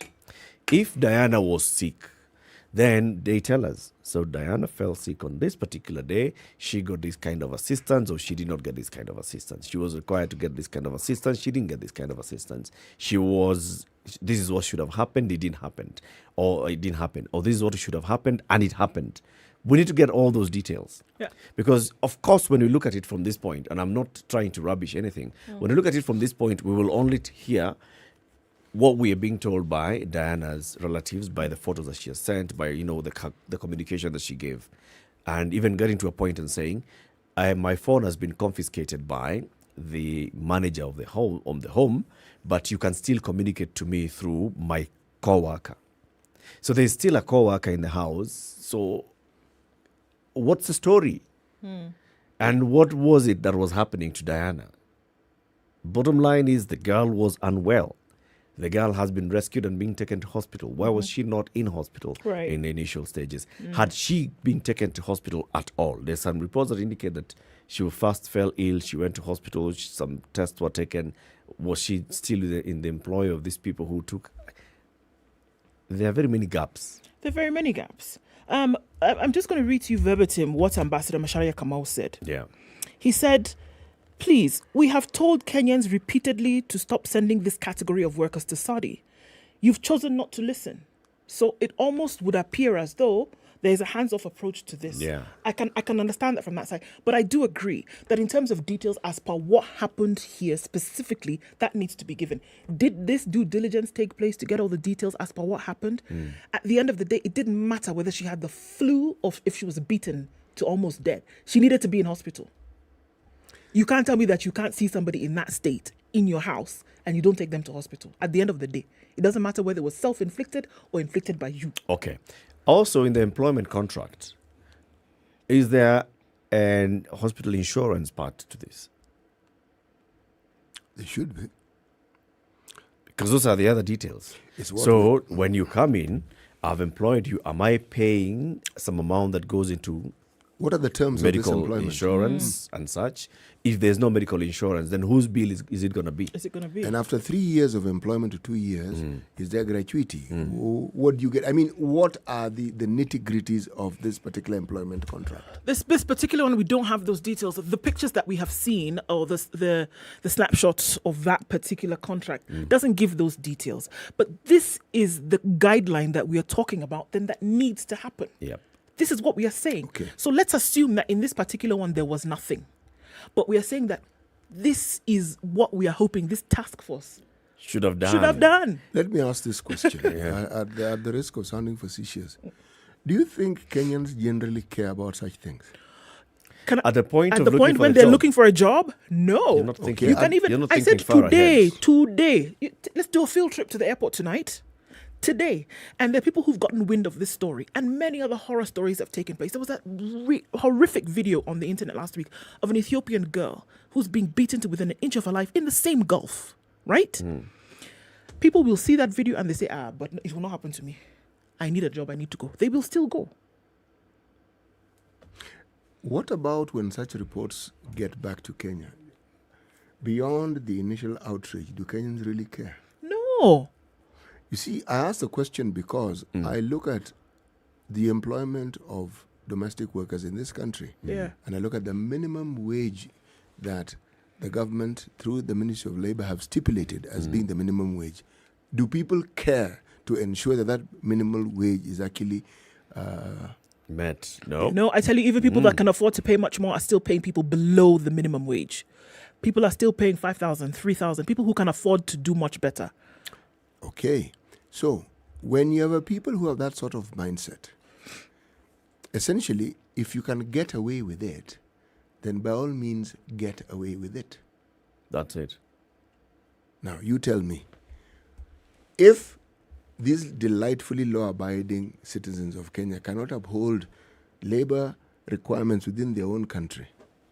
You tell me, beyond the outrage that everybody must have when such a thing happens, to show just how humane you are and how understanding you are, and albeit almost how hypocritical you are, if we don't have these values ingrained in us so that we can actually argue that we ourselves implement it, these changes that we speak about can be written down and can even be signed off. You can put pen to paper as oftentimes as you like. But beyond that particular point, ensuring that it is actually carried out, beyond that, did we not read in the time not too distant past of miners who got buried in some mining operations in Siaya? We also had some, I think it was in Migori and Homa Bay. Now, you have to ask yourself, there is a ministry that is in charge of such operations. And for people to be digging for gold, somebody must have found gold somewhere. Now, look at the way we've handled it. The Siaya story is what caught the imagination of the country because the county government of Siaya was running helter-skelter. They were looking for some earth-moving vehicle. They were the net result is people died. Okay? End of story. There was outrage, but beyond outrage, have we had specific moves being made by that parent ministry that's supposed to oversee such activities and saying, these are the strict rules that we are going to adhere to? Now, someone will tell me they exist. Yeah, in Kenya, everything exists. But do we have mechanisms for ensuring that such operations have a safety net around it? The answer is no. So we need to get to that point. We need to get to the point where if these things happened, there was a conversation that took place because of concerns. Conversation took place, Kenya, Saudi Arabia signed an agreement. Conversations have taken place, agents were established, they are licensed, and there's some sort of trying an attempt at formalizing these agencies. Okay, conversations have taken place where even our Foreign Affairs PS goes to Parliament and says, I'd like you, Parliament, to please come up with rules and stringent regulations that restrict how Kenyans go to work in Saudi Arabia or work out on such modalities. So if these conversations are taking place, we need to elevate these conversations to a point where then they make sense to everybody. But let's take a break. It's 23 minutes to 8. This is The Situation Room. It's Kenya's biggest conversation. The second episode of County 49 is out on Showmax. County 49 is this county called Buatele. It exists in Showmax. There's a governor, there's a deputy governor. The governor is hounded out of office because of corruption allegations. The deputy governor takes over. But then the people of that Buatele County are not happy and they take matters into their own hands, literally. They even take the new governor in their own hands. They take the new governor, they actually kidnap the new governor. The old governor, yako na makesi yake. The old governor was still enjoying the scholarship that the government had given him. Yes. Okay. And then the new governor, the guys have said, you know what, both of you, we elected the two of you went and ate our money. And we want our money. Let me tell you, the space, this Showmax solar system, it's a good place. It is, eh? It's a good place to visit. Kabisa. Because you see justice being served. Direct. Yes. Live and direct. Yes, log on to Showmax and watch County 49 for as low as how much? 760 shillings per month. Let's take a break. This is The Situation Room, the only way to start your day. When you're impeached, you're impeached. When you're sentenced, you're sentenced. Madam Chief Justice. Until the sentence is set aside. Ukibeba vitu kwa roho utakufa. If you carry things in your heart, you will die. You've had the luxury of living for 50 years and you cannot still explain yourself. Surely. Oh my God. The reason for which you went to school and then gathered experience, that reason must be paid for. All right. Okay. This level. Shape up or ship out. Levels don't change. No. Since I'm not shipping up. You know my business partner here. Shipping out. Are we talking about the ship in the bathtub? Or the ship man? Emmanuel Talamu used to tell us a story of the wine school. and then been told to write composition about a ship. His classmate raises a hand. Teacher, are you talking about the ship or a ship goat?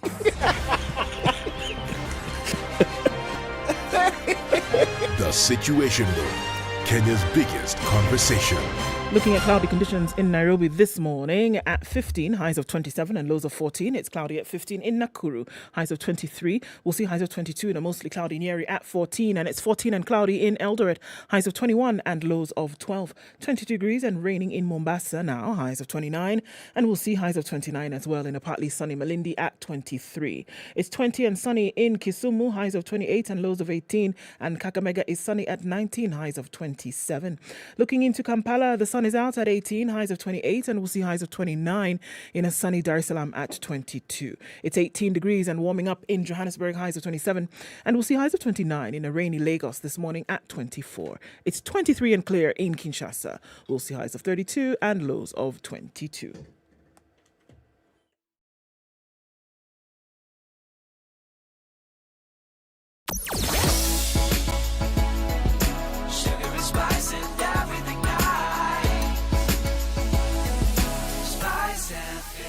Spice up your life. All right, looking at the traffic on the Thika Superhighway is really nothing to be worried about this morning. It's also looking much better on Kiambu Road. Before the Utali Drift, out then towards the city is where we're looking at bumper-to-bumper traffic. And it's also pretty heavy on Limu Road. Goes right into Gigiri today. And so it looks like it's going to be there for some time. Also coming out of Westlands, not too bad. Jogo Road is pretty busy. And we'll see the same thing on Lunga Lunga in and outbound. Outer Ring doesn't look too bad. A little bit of traffic on Kangunda Road, but it's going to take you through the city without too much of an issue. Juja Road is also looking the same. Let's keep an eye on things, folks. North Airport Road, a little bit of traffic as you're then trying to connect with Outer Ring. SpiceFM KE on Twitter. Let's keep things moving this morning.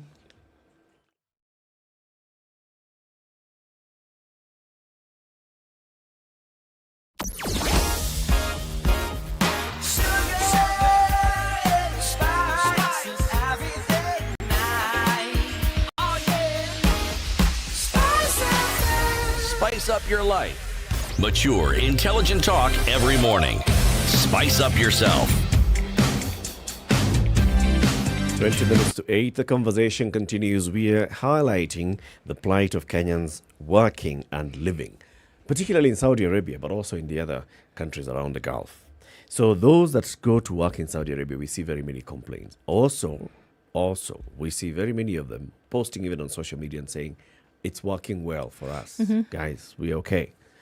And the question is, looking at what Ambassador Macharia Kamau has said on Twitter, and he was responding to concerns that are being raised. So he's been responding and saying, okay, the stories that we've seen on social media, our embassy in Riyadh has been apprised. In fact, the embassy has taken action. They have gone, they've rescued our girl, Chepkemboy. She's now been taken to hospital. She's okay, she's safe. Then asked, how long shall we have Kenyans going to work in this country and just being treated this way? And his response was, look, we have already issued an alert and caution to Kenyans. Do not go seeking work in this particular category of employment. But you people don't seem to listen. Eric, can I ask a question? Please ask your question, CT. What condition do you think the unemployed individual or youngster, because the young people in Kenya, undergoes to the point where, irrespective of how many daunting stories come from the Middle East, they still feel they are better off going there?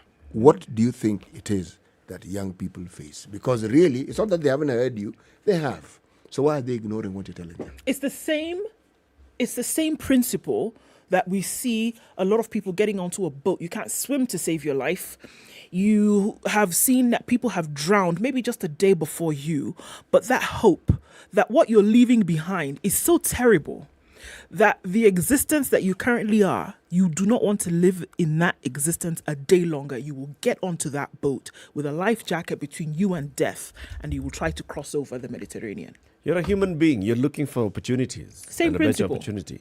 This girl is in Kenya. She is going to university. She looks at her folks and she sees these guys cannot really afford to continue paying for me. Food is a problem even. This is an issue. So what do? How do I support? She gets an opportunity. She sees, okay, so how much have people been earning? She even gets testimonials from people who are there or people who've come back and say, I was able to earn this much. And maybe she even looks back at her own village and she sees so-and-so went to work in Saudi Arabia and this is what they've been able to do. They've been able to send money back home. This is what has happened. They've been able to take their siblings to school or their own children to school. So see the opportunity and you seize it and you go and you take the risks. And you're not, like you're asking earlier, are you thinking about all those things? So what happens if I get there and then I don't like this employer? Can I change my employer? You may ask those questions at the agency and the agent will tell you, don't worry. You may ask, so what happens if I fall sick? You'll be taken care of. But you see, my all those question things is, there. The genesis of all this, what is it that someone finds so unbearable in their own country that makes them brave? They've heard you, but they're saying, you know something, I think this is better than what I'm facing here. That really is the question that I'm asking. Sure. I mean, look at something as simple as the horror of being hungry. The horror, rather, I would look at is of being hungry but of having no hope. And to say that you don't know where, this hunger that you have, you don't know where, when, how you will find the thing that will satisfy it. Number one. Look at that point that Eric made, that you don't want to continually being a burden to those who are already burdened in the name of your parents, in the name of a grandmother who is taking care of all of you. To say, oh, we've heard that there's this opportunity. Nani has also done it. Yep. Let us also try. After all, 30,000, look, think about it, 30,000 shillings, and I can get that money whereby you are not even imagining that you would get 100 today, 100 you tomorrow. Look back you say, a year, I can have almost... Okay, so... money that it was a dream, not even a dream, fantasy of it ever touching your hands. But you know... Then somebody says, just scrape, look for something, pay the agent, come. That will be your life. You're asking at leaving the country. I don't think today people even consider leaving the country as a big deal. It is flat. You are leaving the country is the same as leaving Kimana or Loitoktok to come to Nairobi. It's the same. You're just boarding a flight, going. You have your phone. You have access to your social media. You'll be posting. You'll be communicating with your people. Which airline is it which comes from Loitoktok to Nairobi? Another kamatatu there called Naikana. But my point exactly, Eric. One wouldn't leave. That town is called what again? Kimana. To come to Nairobi if everything you wanted was in Kimana. Of course. You'd stay in Kimana. Okay? If your opportunities were available for you in Kimana. In fact, the big towns, that has always been the story of our lives in Kenya. Yeah. People come to the big towns because that's where there are opportunities. Yes. This Saudi that we now have issues with, I remember in the 80s and 90s, because I grew up in Mombasa, the one thing that you heard from many families, somebody or the other within that family had gone to Saudi. There are no tales of war. No. It was the land of plenty and there was a lot to show. I still remember as a teacher, a student of mine asking me why I was bothering to force them to finish the Form 4 exam. And yet, he told me, my brother who finished, it was Standard 7 or 8, went to Saudi.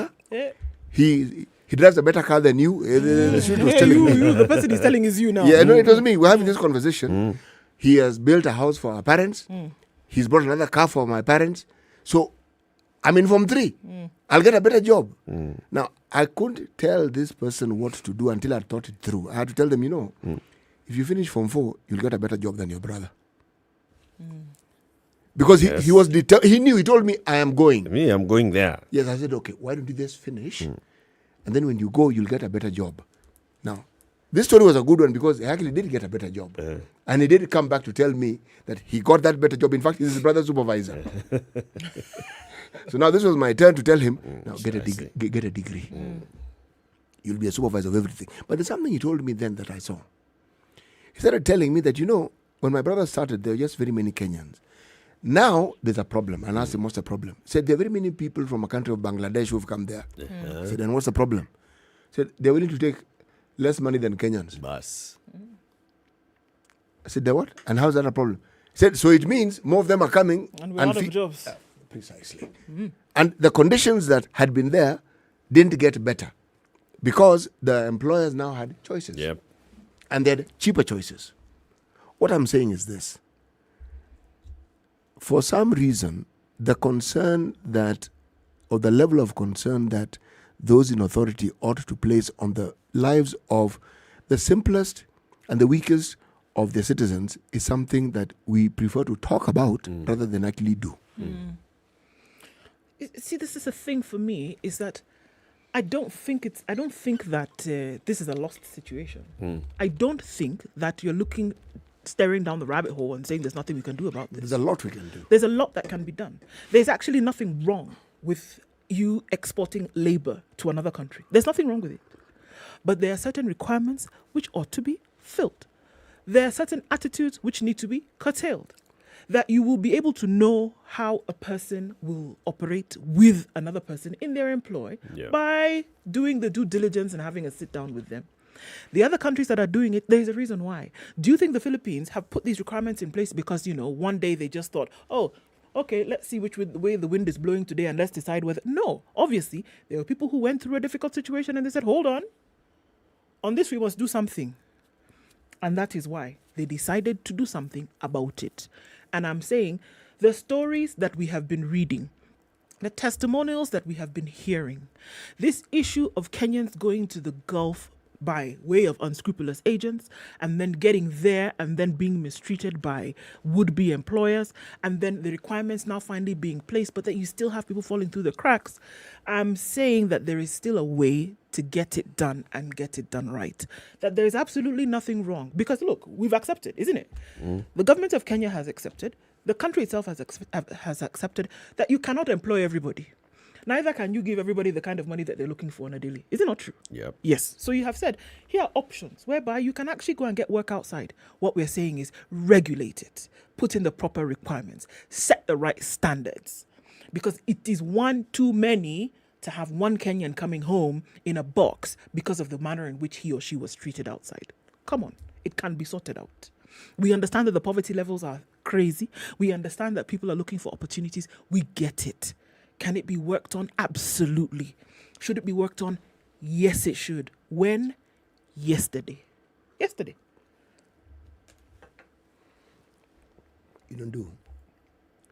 If you look at what we call the revolutions that we've seen on this planet, take your pick.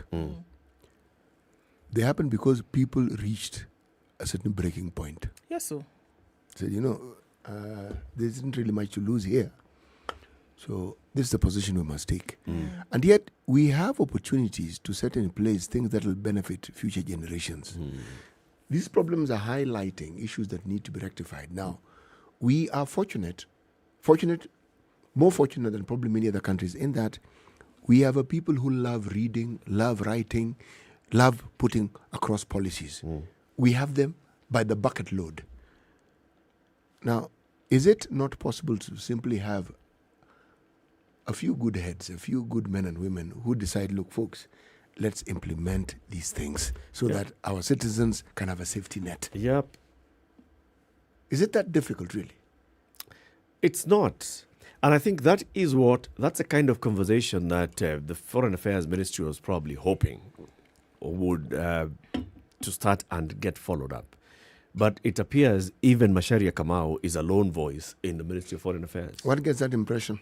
Because by the time he was going to Parliament to say these things, it means that he has tried to talk about it with his CS. He has tried to talk about it with the bosses above, and that's the president. So he's saying, look, can we make this thing better? Can we make it work better? But there's something that's holding all of that back. You do get that impression that other agencies who are supposed to support such an initiative probably do what we do best. They give lip service to it. Yep. But when it comes to implementing it, so he, as the Foreign Service PS, he's actually stuck because we keep pointing fingers at him. And it's like he's saying, guys, there's a limit to what I can do. And what I can do, I've done. But I wish other people would come out and do their bit so that this thing can actually work. But he can't really come out and say what we've just said. But he should. He should. You think he should? Ambassador Macharia Kamau is not a small-time person. Ambassador Macharia Kamau is somebody who has worked for Kenya at the UN. Ambassador Macharia Kamau takes credit for what we call the Sustainable Development Goals and getting them aligned and getting them launched and adopted globally. Ambassador Macharia Kamau is somebody with a name. Absolutely. If Macharia Kamau decided, you know what, enough is enough, I have a job, I've been given a job by the president. If the president is not happy, he's going to fire me, but I'm going to do the job. This is the issue. I need you, Labor Ministry. You, we have an authority called Employment Authority. This is it.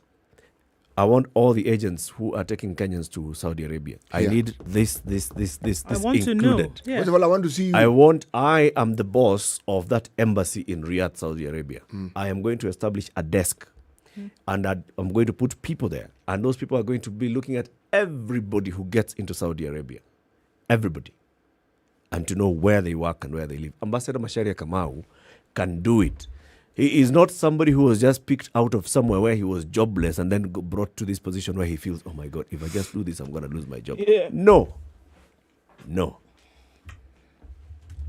So I put it back to him and I say, you are Macharia Kamau. Oh, had he forgotten that he's Macharia Kamau? Yeah, man. So we need to remind him that he's Macharia Kamau. Yes, he is Macharia Kamau. The same guy who was at the UN. That same guy. Same guy. That same guy can actually, if today he took up the job, Sawa, he may get shot arrows on his back and front and all that, but goal. He has the kind of personal power to do it. Same guy who stood out and actually presented and fought for his country and fought for the name of his own president at a time when that wasn't a very popular thing and it wasn't something that people would have done easily. Yes. So he has the He ability. spearheaded a global campaign and Kenya is in the UN Security Council. Macharia Kamau spearheaded that. He was a PS. So Macharia Kamau can wake up today and decide, you know what, enough is enough. This is what's going to happen. He can. So Macharia Kamau, please, stand up and be counted. Oh, yes. I think it's absolutely necessary to repeat here that there need not be a throttle on Kenyans going to get jobs outside the country. Because we realize and we understand the challenges job seeking is posing here. We get it. Look, it's not a walk in the park to be able to get an opportunity. What I'm saying is that knowing that Kenyans are going out, they ought to be protected. This thing needs to be regulated. It needs to be streamlined. Indeed, all the agents should be known. Yep. It's not something that you cannot do. Everybody should be known in terms of what you're doing, who you're bringing in. How many girls have And it should be complained very about clear. extortion? In fact, you should even harmonize and say, all you agents, by the time somebody is leaving the country, we will be having a list. Yes, we also know.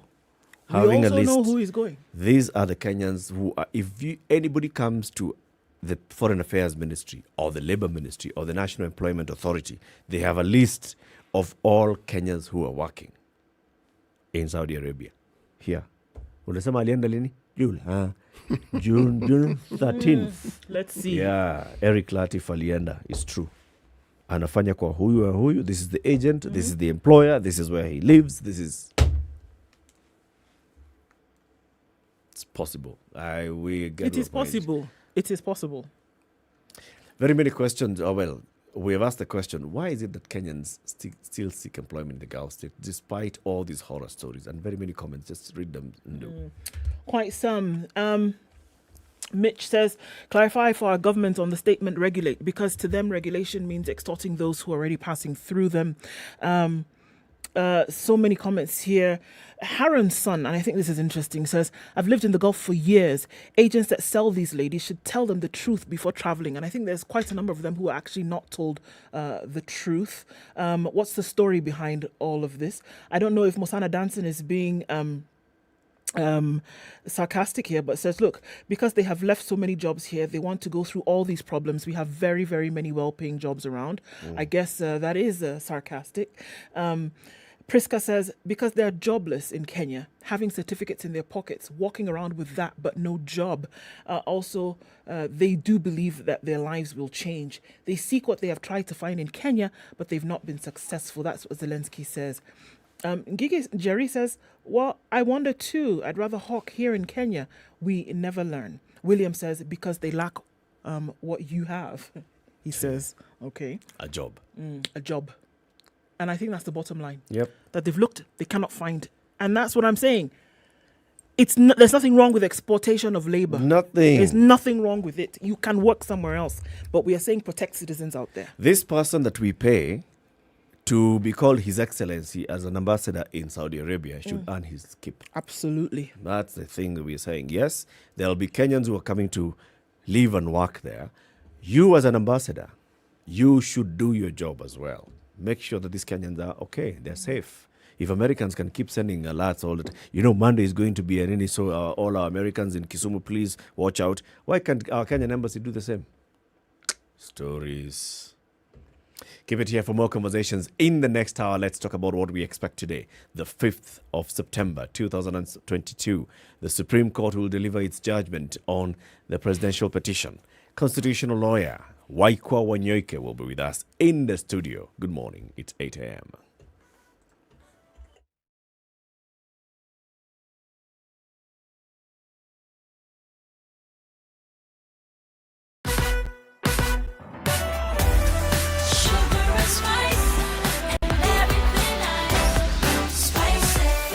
Spice up your life.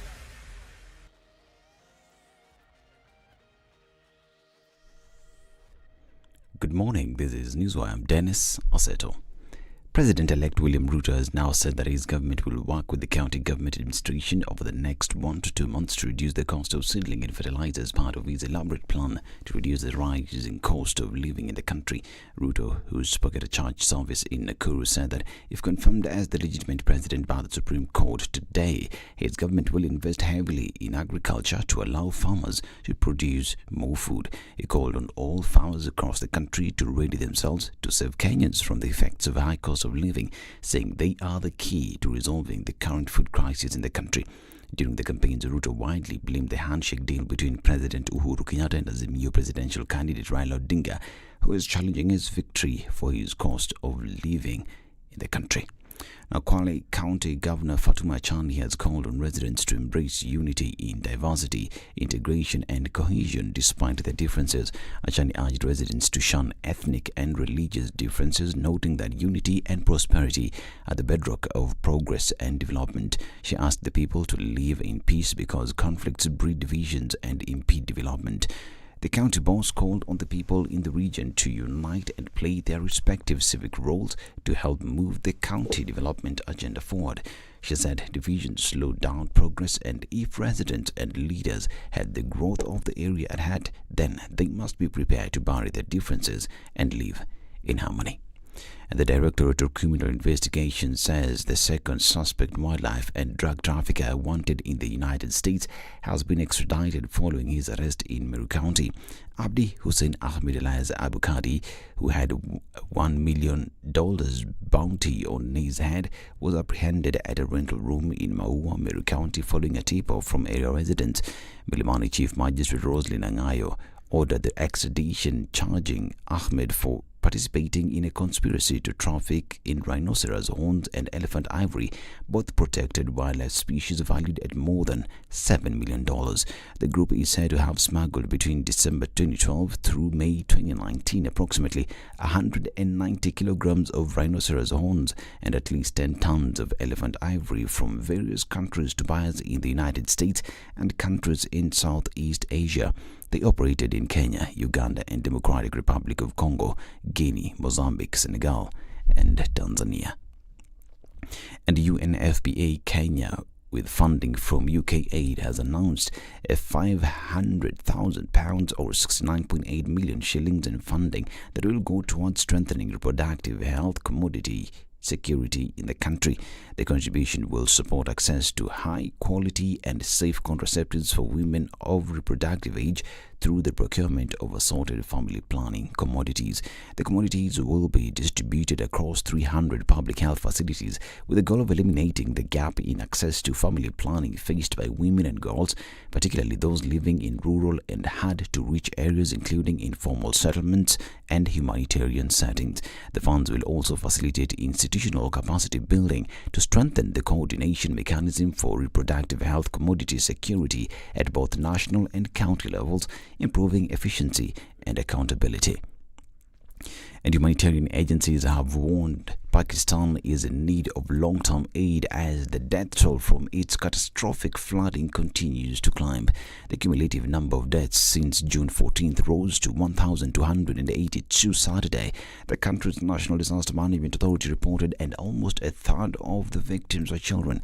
Saturday alone, there were a further 57 deaths, 25 of them children. 8 agencies warned the country's woes are far from over, and that as the disaster continues to unfold, children will be among the most vulnerable. The flooding, the result of a combination of record monsoon rains and melting glaciers in Pakistan's northern mountains, has been described as the worst the country has ever seen.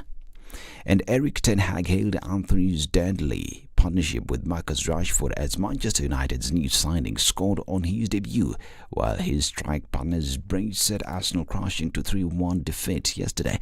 Anthony made a dream debut as the Brazil forward scored just 35 minutes into the first appearance following his £82 million or $94 million move to Ajax, from Ajax rather.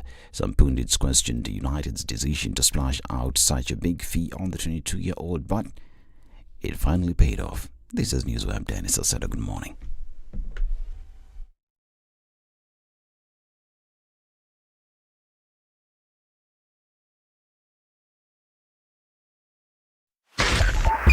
.5 Spice FM, Kisumu.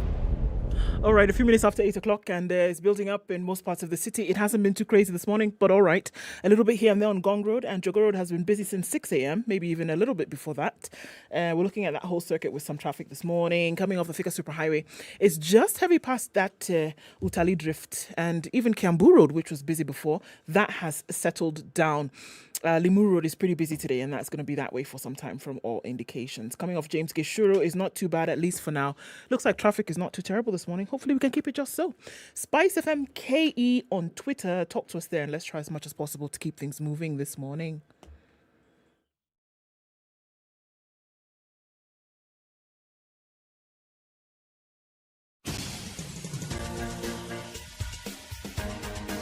This is The Situation Room, the home of hard-hitting political commentary and penetrating insights about the state of the nation. This is a talk radio experience like no other. The Situation Room, a place for hard truths, debates, and elevated conversations. The Situation Room, witty, political, engaging, deep, controversial. In the room, we have C.T. Muga, researcher, academic, seasoned political observer, a fountain of wisdom in these politically uncertain times. Ndu Oko, Nigerian by birth, Kenyan by choice, communications expert, Pan-Africanist, a truth seeker and believer in people power, and Eric Latif, agent provocateur, the man in the chair, seasoned journalist, news hound, a man who believes in punching up, not down.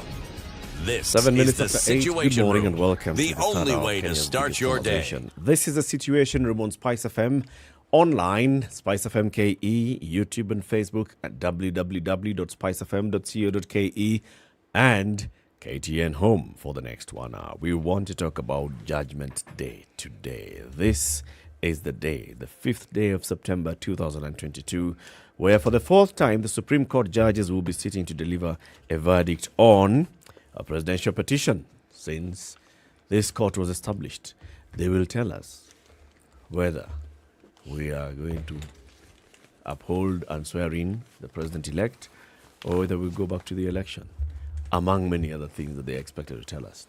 We have a guest in the studio, Waiko Anyoike, constitutional lawyer. Before we say hello to him, let's say hello to CT, who has the South African proverb. Not South African, he's from South Sudan.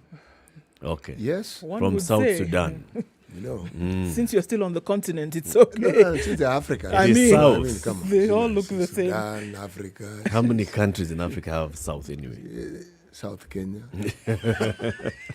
South Mugirango. I mean. The hand suffers from work, but the stomach still must eat. The hand suffers from work, but the stomach still must eat. It forgets that the stomach also works. To digest the one that the hand has. Precisely. It also does its bit. Does it suffer? How are we supposed to know? It's like you asking me about the crocodiles and the tears. How am I supposed to know? Am I the one who wrote the proverb? Wow. Are you the stomach? What? Am I a crocodile whisperer? Waikwa, good to have you in the Situation Room. Thank you for having me. Karibu sana. Asante, asante. Every time we talk to you, you were talking to us from the UK via video link, but today you're here. Yes. For how long have you been around?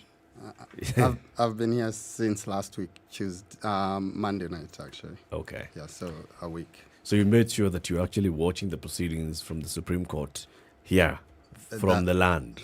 Yeah. Nothing like delayed links, blah, blah, blah. No, all Kenya Power issues. So you watch it all here, and you hopefully will be watching the judges as they deliver their verdict today. That's correct. They said they'll deliver the verdict today. So the judiciary has actually even posted and said, as soon as the registrar of the Supreme Court then gets word from the judges that we are ready and they set a time, they will communicate to the public via social media and say, this is going to be at this time. And of course, the registrar will be communicating to all the parties and telling them the time. So we don't know the time yet. Nobody knows the hour, but we know the day. Sheesh. and the Chief Justice said they have until midnight, so I think that was a statement. Monday 5th. Runs until midnight. But you know the thing that I keep asking myself, this is going to be the third time we have a situation where the Supreme Court is making a determination not on our electoral process only, but more specifically on the election of our president. And yet, somehow, this particular determination that we are awaiting, it's against a backdrop of heightened anxiety. I have never seen this amount of anxiety before.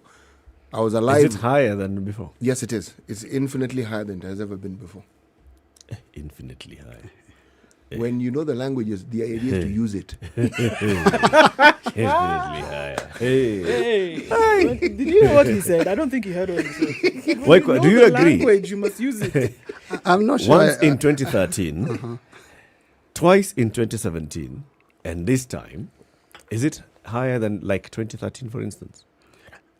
I think, in my own opinion, 2013 the anxiety was higher than this time, so and actually it's an interesting thing. And political analysis is not my thing, but I feel like there are just being here.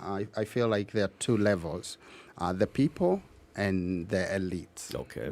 And I wonder where the people are, and whether people are not just waiting for that pronouncement. Whichever way it goes, they will agree with it and do what they have to do, if they have to do anything.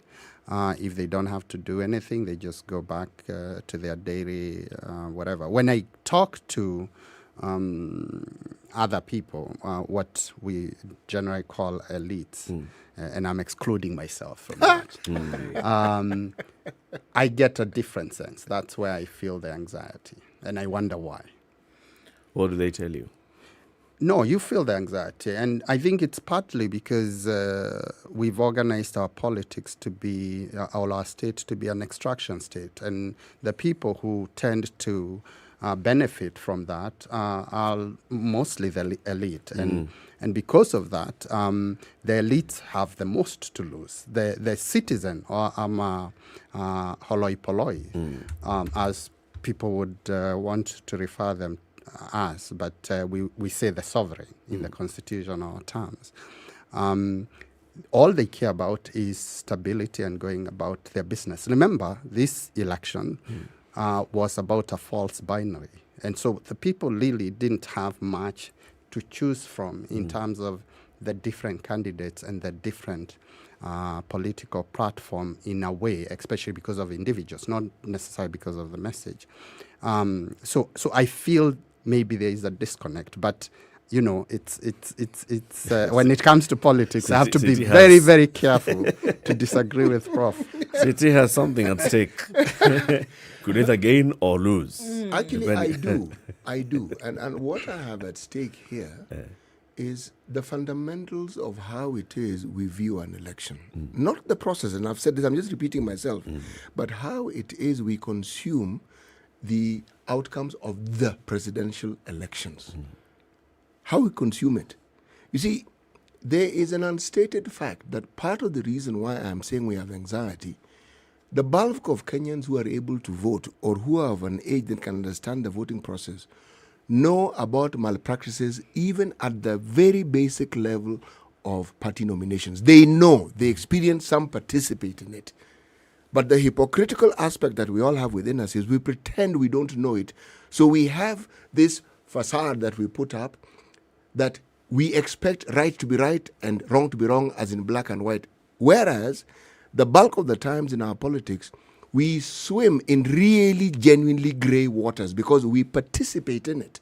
So when people talk about an election and the malpractices, it's because we understand it. It's because we participated in it. So it's not something that is strange to us. Now, we have a Christian heritage that also now knocks on the doors of our minds and sometimes on our hearts and on our souls, and we are in a bit of a quandary. Now, if you throw in social media into it, which is more proliferated in this election than in any other election, the information, which whatever you want to call it, or the biases that are expressed and then consumed, I am saying many of these biases, many of these communications take sides. Now, as people consume them, that anxiety gets heightened because most people are still at that latent stage where they believe that if it's written, it's true. They don't pause and say, actually, how true is this? How is it possible? And this is now people expressing their opinions. Then there are the manufacturers of truth that suits them, the ones we call fake news. It's also proliferated. So when you look at this plethora of all manner of things just floating around, what does it do? It confuses you, heightens anxiety. You're not really sure. That's why I was saying there's heightened anxiety, more than I've ever experienced before. That's the premise from which I was speaking. I mean, Mike, we're looking at all of this. I mean, obviously, when we look at what the Supreme Court is going to then give judgment on today, the issues, the 9 of them, and everybody put their best foot forward. One could argue over the last 5-6 days or so, and then left it to the Supreme Court, the 7 judges, to then make a decision. For you, looking at it from a constitutional point of view, what are the issues then that bear the most weight? And what would your expectation then be in terms of judgment? Just on the 9 issues, first of all, there are 8 substantive issues in terms of the questions, and then the 9th issue is the relief or what orders the court will make. When you go through the 9 issues, one thing you notice is that while they are all equal, some are equal than others. So we have an animal farm situation. Some are equal than others because there are issues if the court just found that one issue in the affirmative, then most likely it's determinative just by itself. So, for example, when the court asks whether the 50+1 was achieved, if the court finds that 50+1 was not achieved, it doesn't really matter what it decided on the others. So that issue is quite weighty and determinative, as we say, on its own. Yeah. It's a standalone issue. But most of the other issues are not by themselves or as a standalone issue determinative. There are maybe 2 other issues that I would say are fairly weighty. There is an issue about illegalities and irregularities and whether they affected the results. And there is an issue about the disagreement that goes to the heart of Form 34A. And the court is looking at it, I think, at 3 different levels of what was in the portal, what was tallied, and what was at the polling station. So those, for me, the 3 issues that are most weighty and largely standalone issues that once the court has made a determination, especially if the court finds that there was 50 plus 1 was not achieved, there were illegalities and irregularities that affected the results, and there is no credibility to Form 34As, as opposed to the opposite findings, then the court will have to nullify. But when it comes to the other issue, for example, technology. Yes, when it comes to now other issues, and by the way, there are probably 3 categories. So we have the first category that mostly standalone, determinative. Second category, not determinative, but depending on the evidence, could become determinative. So that's the issue of technology. Because the reason why, for example, technology by itself is not necessarily determinative, there will always be the question, and then what? So was this done so that it could obfuscate the results? Or was it a human error? Or even if it was there was a conspiracy, or it was very intentional, how did it interfere with the 34As, the ones at the polling station? But more importantly, at a substantive level, how did it interfere with the credibility of the elections? And so at that point, it rises to a standalone determinative. There is also the issue about the commissioners, which for me, legally is the most fascinating issue. Lots of time was spent on it, but on its own, it's not necessarily determinative, but can rise very quickly to a level of determination. Because at the end of the day, the court has to ask itself, let's assume it's true Wafula Chebukati kept everybody at bay, all the commissioners, and did all these unilaterally, maybe with the help of the other two, the other two, and the secretariat. I'm not sure that the court ends by saying, "Oh, Wafula Chebukati, what you did was wrong," and then says, "And we're nullifying the election." I think the court still has to go back and say, how did that affect the intention the actual will of voter? the people? And without making that leap, the court may rebuke Chebukati, but I'm not sure it's going to be saying, let's spend another 15 billion and create another tense moment based of on the that. election, just based on that. So, and then the last level is the category of the Mombasa gubernatorial. I'm not sure that issue is that consequential. So basically, we've broken the 8 issues into those that if the court says, yes, we find, then we are going back. If the court says, for example, yes, we find that William Ruto did not attain 50% plus 1, it's clear. Yes. It means we're going back to the election. If the court finds that the Form 34A at the polling station, the Form 34A with the agents, and the Form 34A that arrived at Bomas are not the same, back to the election. The other one is if the court finds what? The other one is illegalities and irregularities. Yes, there were sufficient to affect the results. Of such magnitude as to affect the final result. Yes. If they say that there was such magnitude of illegalities and irregularities that makes this thing whole grey, we are going back. Those ones stand out. Yes. Those are the things, those are the ones to watch out as the judges are reading. And then the others that could be major, depending on how they go, like you said, is technology. If they find that the technology was manipulated to an extent that then it brings an issue, maybe. They could find technology was interfered with, but it could be human error, it could be all those other things, which may end up not being an issue that affects the result. They may say, yes, there was an issue with technology, but we don't find it affecting the transmission of the will of the voter. So no need to go to an election again. So if you're looking at all these, combinations, permutations and combinations, then we are basically saying that there's a lot that the judges have to really weigh. But the bottom line is, you have for them to say, let's nullify this election, let's send it back. The threshold is a bit high. The threshold is a bit high. Remember, the court in 2013 set the standard under which the election can be nullified.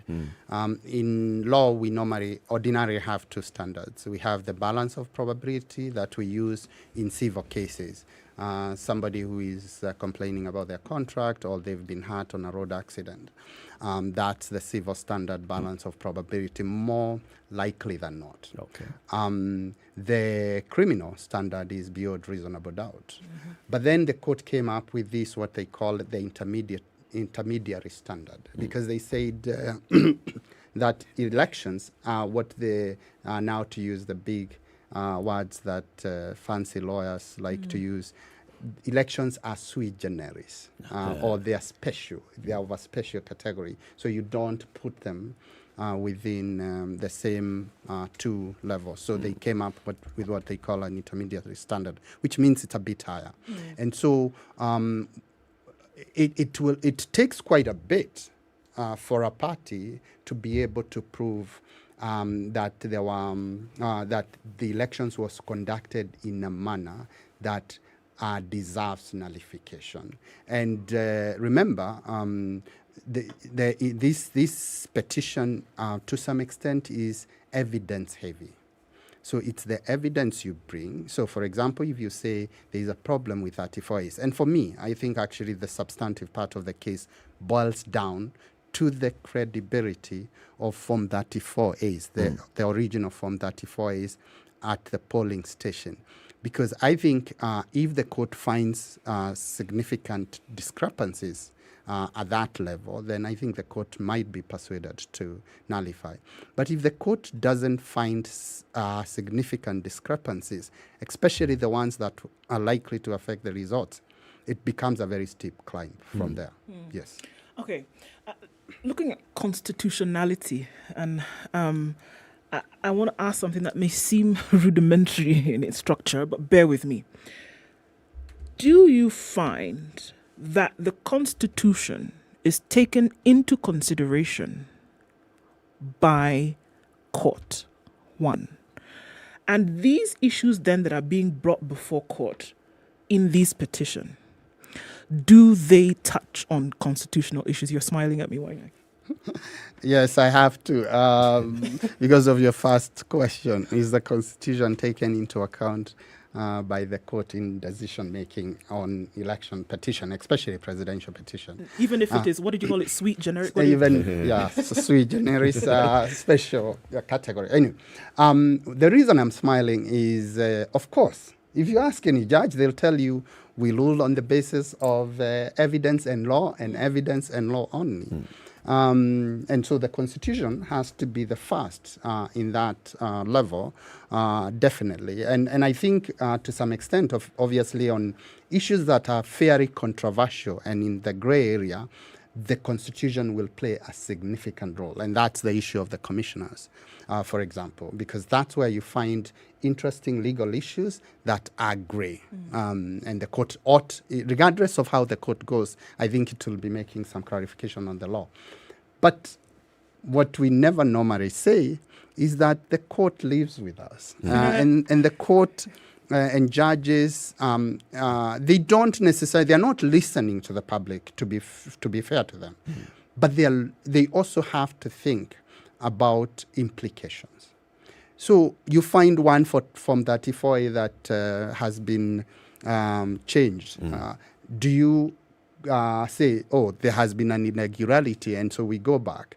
You have to think, going back, what does it mean? The implication. So judges think about it in the context of implication. And so, as much as yes, the Constitution will count, and the, as we say, black letter of the law will count, but at the end of the day, implications will count. That does not necessarily mean it's not the Constitution, by the way.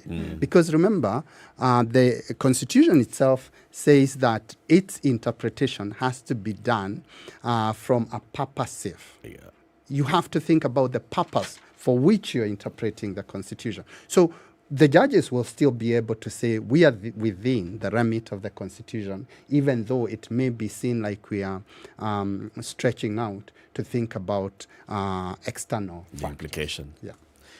Before we take a break, tell us, in 2017, that decision to nullify, was it based on all those things? Was it that the judges, from their own arguments, even as they came to tell us, the majority, was it that they found irregularities to such an extent that they felt this, basically, we could not determine who the winner was? Or did they also consider the implication of saying, go back to an election?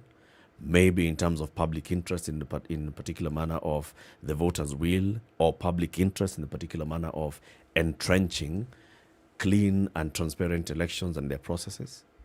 2017, actually, I think my own interpretation of the judgment, the reason the judges ordered a fresh election. By the way, the language here becomes very important. Fresh or new. It's like this Jose Camargo. Yes. When you say Jose Camargo, you're talking about somebody else. You're talking about somebody It's not called Jose. Not right? Jose. So the language becomes, so they ordered fresh election. For two reasons. One, it was the opacity of IBC in terms of even refusing to open the server and not giving any reasonable explanation. But secondly, the scrutiny, the minimal scrutiny that was done, my understanding was that it did find significant discrepancies in terms of Form 34, the equivalent of Form 34As at the time. However, having said that, 2017, we say the court used the first level or the first test, because there are two tests. There is substantive violation of the Constitution and the law that can nullify, or there is illegalities and irregularities that have the effect to affect the result. And the court mostly went with the first. It didn't go with the first so much, in my own view, because of the implications in the way we're looking at it this time. It was to affirm the Constitution, the primacy of the Constitution.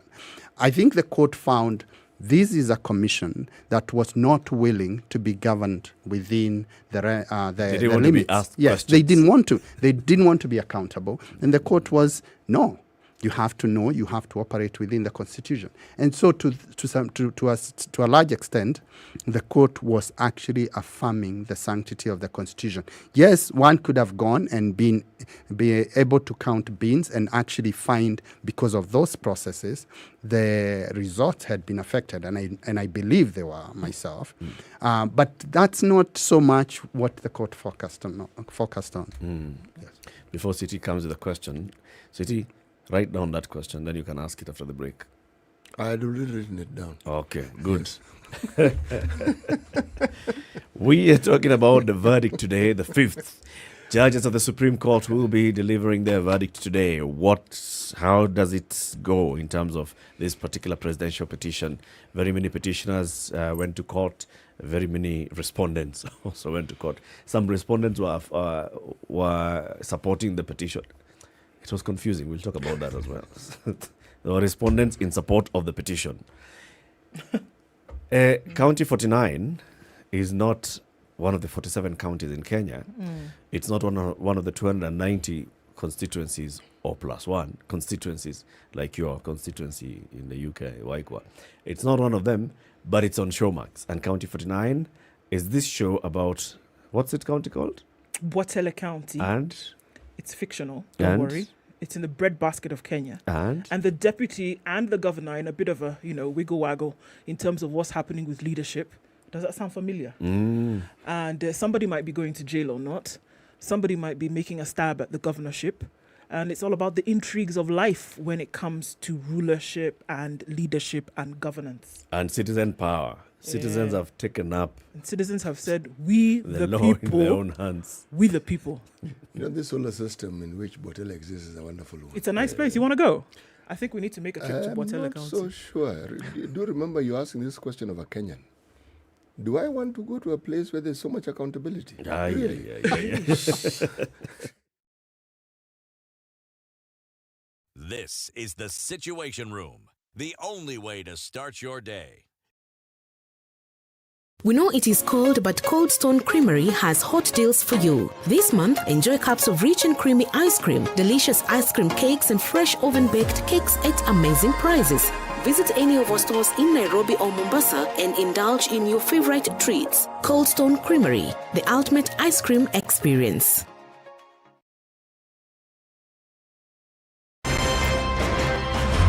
I like listening to you guys. You're the default radio station in my car in the morning. Even the children listen to you guys.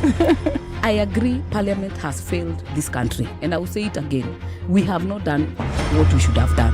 We know in this country, the Kenya prison sector is one of the most underfunded sector. The way it is being done and the way we're calling it Huduma Number the Msema Kweli is because all records will be there. You know, there are people who are now billionaires with no history as to how they got all these assets. Yes. Anything that the president does that is not in accord with the constitution is an illegal act. You know, he shouldn't be doing it and should be sitting here and trying to sort of guise it up. I totally believe live transmission of results and allowing Kenyans to be able to view all these results. I believe that it will be impossible to steal elections. The Situation. All right, partly cloudy conditions in Nairobi at 15. The sun is coming out through those clouds. Highs of 26 and lows of 14. It's mostly sunny at 17 in Nakuru, highs of 23. And we'll see highs of 22 in a partly sunny Nyeri at 15. And the sun is up as well in Eldoret at 16, highs of 21 and lows of 12. It's raining in Mombasa, 23, highs of 29. And we'll see highs of 29 as well in a sunny Malindi at 23. Mostly sunny at 21 in Kisumu, highs of 28. And we'll see highs of 27 in Kakamega, where the sun is up as well. Looking into Kampala, it's sunny at 20, highs of 28 through Monday. 29 will be the high in Dar es Salaam, where the rain is coming down at 22. It's 18 and sunny in Johannesburg, highs of 27, and it's cloudy now in Lagos at 24, highs of 29. It's a sunny morning in Kinshasa, highs of 32 and lows of 22.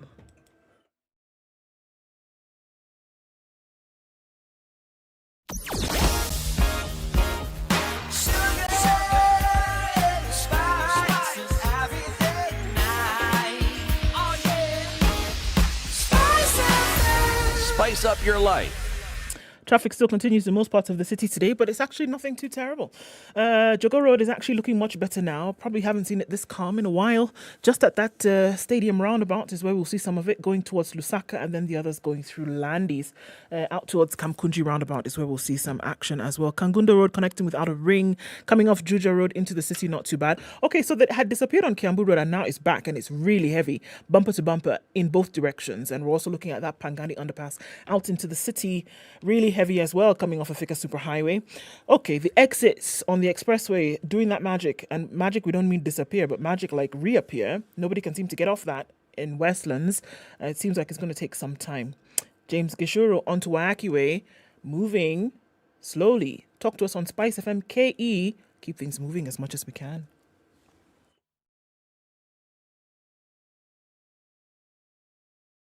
Are you ready?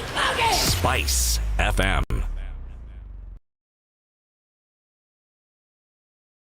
Mature, intelligent talk every morning.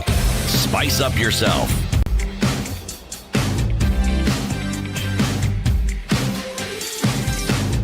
23 minutes to 9. Mornings Conversation done continues. right. Constitutional lawyer 94.4 Spice. In the studio, we're looking ahead into the verdict of the Supreme Court regarding the presidential election petition. City? Now, look at your notes, read the question. I've actually looked at my notes 3 times. Okay. You know, it's something that always puzzles me whenever I listen to our learned friends helping to educate us understand not only our constitution, but the laws that govern certain events and activities like this electoral process we've just been through. And the thing that causes this puzzlement, if I may call it that, is sometimes you can have all the evidence you need and yet you still don't know what happened. Because if I look at the elections I'm going to go back to 2008, because prior to that, the elections, it was clear what happened. You didn't, because you were told what happened and you witnessed what happened. But from 2008, you go to 2013, 2017, where there was that determination, there's still, in my mind, this thing that is always hanging around. What really happened? And when you have a situation where both sides seem to put up a very clear, and this is what happens when legal minds start talking about an issue. You listen to one side and you say, okay, yes, making sense. The other side comes up and is saying, they're also making sense. So, now, the thing that Brother Waikwa here alluded to, and what I'd like him to actually talk about at great length is, are there other considerations beyond the three that he has mentioned that an apex court such as this one considers before making the decision? They have all the facts. Is there a consideration beyond the Constitution, say, for instance, a view and a perspective that is held within the Commonwealth, that this is how we prioritize issues, how we look at issues? Is there any other factors Yes. outside what we see and within even our geographical bounds? I think so. So the court, obviously, and we are a common law jurisdiction, which means that we use what has been decided by the court, by our courts, but also we go out and look at what other courts have decided on similar issue or relatable issues and help inform the decision that a court needs to make. And so we do borrow quite a bit looking at other jurisdiction, especially jurisdiction that are of common law or Commonwealth background. Elections are a bit different. I think we look more beyond the common law jurisdiction. We look globally. And the starting point is globally, it's very rare to see presidential elections overturned. And in fact, in 2017, that was the talk of town. We were the first jurisdiction, I think, in Africa to overturn a presidential election. Yes. And I think maybe second or third globally to do that. So that does count. And the judges actually, and I hope they don't hear me say this, but I think they have to think will about. hear you say it. Just whisper. Yes, I will. Okay. They will have to think, what is the implication of nullifying an election? And I think they might be asking themselves, are we going to be nullifying, or be seen actually to be nullifying in every cycle? Yeah. Those things will weigh a bit heavy on them, but that doesn't mean they will minimize the evidentiary aspect that you started with. You know, you started with, we will never know. Yeah. And I think that's the bigger disappointment when Kenyans realize actually an election petition or a contest for an election petition is not a truth-seeking forum. It's not an audit. Yeah, it's not an audit, and you're not. You what you get is not necessarily the truth. It's which party brought evidence that was most believable, right? And those are two different things. The evidence that's most believable and truth may not always be aligned. So that is that for me is important. But that's all what the judges have. They work with what they are brought by the parties that have brought the case. The ones, as you are saying, respondents, depending on whether you are respondent or respondent supporting a petitioner, what they say. And then the judges have to weigh based on plausibilities and other consideration. And given, for example, in a situation like this, the volume of information and the timeline, it's a very, very onerous task. You know, and I've seen this kind of comments even on social media and in public places, where we're talking about the Constitution talks about people exercising their sovereignty with their vote. So go vote, go back home. This vote is counted. This vote then determines who is going to act on your behalf as a leader, as an elected leader. And it says universal suffrage, whoever gets the most votes, depending on whether it's the lower seats, it's simple majority wins. At the presidential level, a majority of 50% plus one wins, this and the other. But it appears that also the Constitution has introduced this other layer, which is, like you're saying, progressively also now starting to become like a college, where people will decide and then the 7 judges will decide whether what the people were saying is the truth or people need to be asked again? Actually, that's the most complex issue, in my view, in this petition. When you come to the commissioners. The commissioners' issue in itself is not determinative, but it's raising a very fundamental question. And ties to your question about judges. The question it's raising is what are commissioners supposed to do? And is what they are at the point saying, of tallying. And is what they're saying they want to do or not want to do taking over from the voter? And how do you calibrate to make sure, for example, because I believe the commissioners have to be involved in the process. The commission, the commissioners, and the chairperson, all of them have to be involved.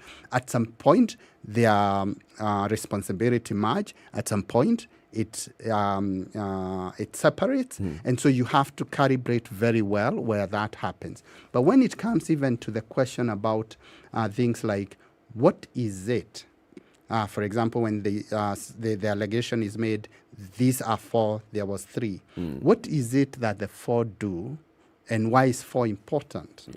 And is that likely going to be something that displaces what the voter was intended to do? And so, but what is it that the chairperson himself, if you say it's only the chairperson who gets involved, what is he doing? And is he also displacing what the voter was supposed to do? So the court has to calibrate that very well. Then it comes to the court. And the court then has to ask, people have a genuine question, is it now, and is the election being decided by the 7 judges? In my own view, it is not. And in fact, I think we have really done well as a country when it comes to dispute resolution on elections. And I think the Supreme Court has done very well. Because what the Supreme Court is really trying to make sure is 2 things. One, you do not sabotage the intention of the voter. And that's why, again, 34 is so important. And that's why minor care case that everybody keeps quoting is so important, because minor care said the results at the polling station are final. That's the most you can secure the intention of the voter. Everything else is adding numbers and just verifying certain things. But why it's also, the second thing that the court still says, though, is that, yes, but the Constitution is also very important, and the rule of law. So don't think you're going to go play monkey games and you just come here and we just look the other side and forget the law. That's, for me, the affirmation of the law. So it's a very delicate balancing act in terms of how the court pitches it and makes sure that it protects the intention of the voter, and at the same time, it does not displace the decision of the voter with the majority of the commission, which sometimes I hear as some of the arguments being fronted, which I think they are very, very faulty arguments. Resolving this issue of the commissioner is actually not hard, but it requires, in my view, really delicate calibration. Is it possible for the judges to uphold the result, but also find fault with how the IEBC behaved, the commissioners behaved on this final day? In fact, in my own view, they will, if they uphold, they will still find there was serious, maybe not serious, let me not be too dramatic, but there was some problem that ought to be addressed. I don't think there is a way, whether it's upheld or it's not upheld, that IBC first, as IBC, and especially commissioners and the chairperson, will escape some element of rebuke from the court. Who gets the most rebuke? I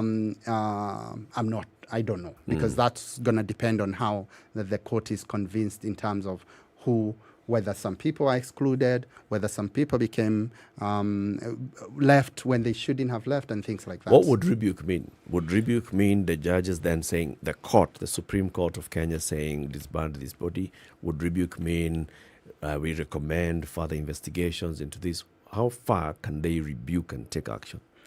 the rebuke, they can't say disband the body. The court also doesn't have those powers. In fact, I doubt that the court has even powers of what, and this is the one thing I really want to be public about. I doubt that the court has powers to do what the petitioners were really insisting, excluding either the chairperson from a runoff election or some part of the commission. I don't think the court has that, and it's not really the court's business. But rebuke. Whose business is it then? So the business of who is a commissioner is first and foremost the selection panel who selects who should be a commissioner, and secondly, Parliament and the appointment process by the President, even though that is ceremonial. But the removal is an entirely different process under Article 251, which has to be done by the National Assembly, but it's an entire process. And we don't have the luxury to do that within the 60 days. But just coming to the question, and the court, in my own view, would be overstepping, for example, to say you cannot, especially for the commissioners. Remember, they're independent; it's an independent commission. Yep. You cannot participate. The court, in my own view, can say, these are the lines. These are the red lines. You can't cross here. You can't cross here. This is how much you can do. This is what you can't do. But I don't think it can entirely exclude a commissioner. Yes. How, even looking at then what the court then has powers to do or not do you see this as another opportunity to then set boundaries as to what then could happen? We saw 2017 then coming out with certain guidelines in which then an election then should be run. Does this present another opportunity that regardless of what the decision is, that would there be, if we can call it an addendum to the judgment saying, look, is it possible that in the future, for elections being run in this country, that then 1, 2, 3 must happen in order to avoid a situation such as this? Does this present an opportunity for that to happen? Yes. In fact, when the declaration was made and there was an indication that petitions would be filed, I thought the court process was so important for two reasons. One, before I come to the fundamental reason, for therapy reasons. It was good for Kenyans to have the opportunity to ventilate or see the issues ventilated as they were considering the long-term implications. All right. And that's what the Supreme Court has done, and with some entertainment. So we should actually be grateful for that. But the second reason, which is the fundamental reason, is because it was a good opportunity to perfect our processes.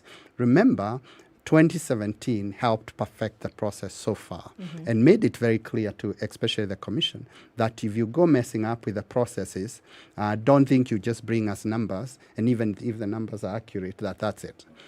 This time around, I think the processes that will be perfected by the court is really clarifying for this commission how you go about doing your job. This is what the law requires. So next time, nobody comes and says they were sent to a catering committee or a different type of responsibility, which is not their responsibility. And for me, that does help significantly in perfecting our electoral processes. As we can see, I think regardless of what the court rules, there is some element, in my own view, and I know a lot of people may disagree, there is an element of substantive difference between how the 2017 elections was conducted and how the 2022 election was conducted. Some people might say people just became very, very good at their business, but I'm not so sure that is necessarily fully true. What was my question? Okay, let's give you it time. ask. I will ask mine. I had a question that has just gone. It will come. If you try to force it, it'll keep going away. Just leave it. It'll come in its own good time. It doesn't if I just there. So you ask your question. Okay. See, I'm talking to your question so that it doesn't go away. I'm addressing your question. Yes, I know the language that questions need to hear. Infinitely so. You know, there's I'm going beyond the discussion about the Supreme Court and the matters that are now before us. And I'm asking the question, when you look at the evolutionary process that our elections seem to take us through, and our focus, our very pointed focus on the presidential election, would you say that this particular political system that we have serves our best interests? You know, that's the question, the type of question a witness is asked and the lawyer says, don't answer that question. I asked the question because you came here and we've spoken to you in the past, and the fact that you're a constitutional lawyer, it's a question that one has to ask, because even if we're to talk about it and it's a debate, then let me ask perhaps a simpler question. Should this be something that we then moving forward have as a national debate? It is. And actually the question, for me, I am not refusing to answer your question. I just wanted to quip. But for me, I read your question raising the fundamental issue. Is this really the processes we've seen, the product we are getting from these processes, is this really what we intended when we were having this constitution or when we were fighting for this constitution? And by and large, maybe not.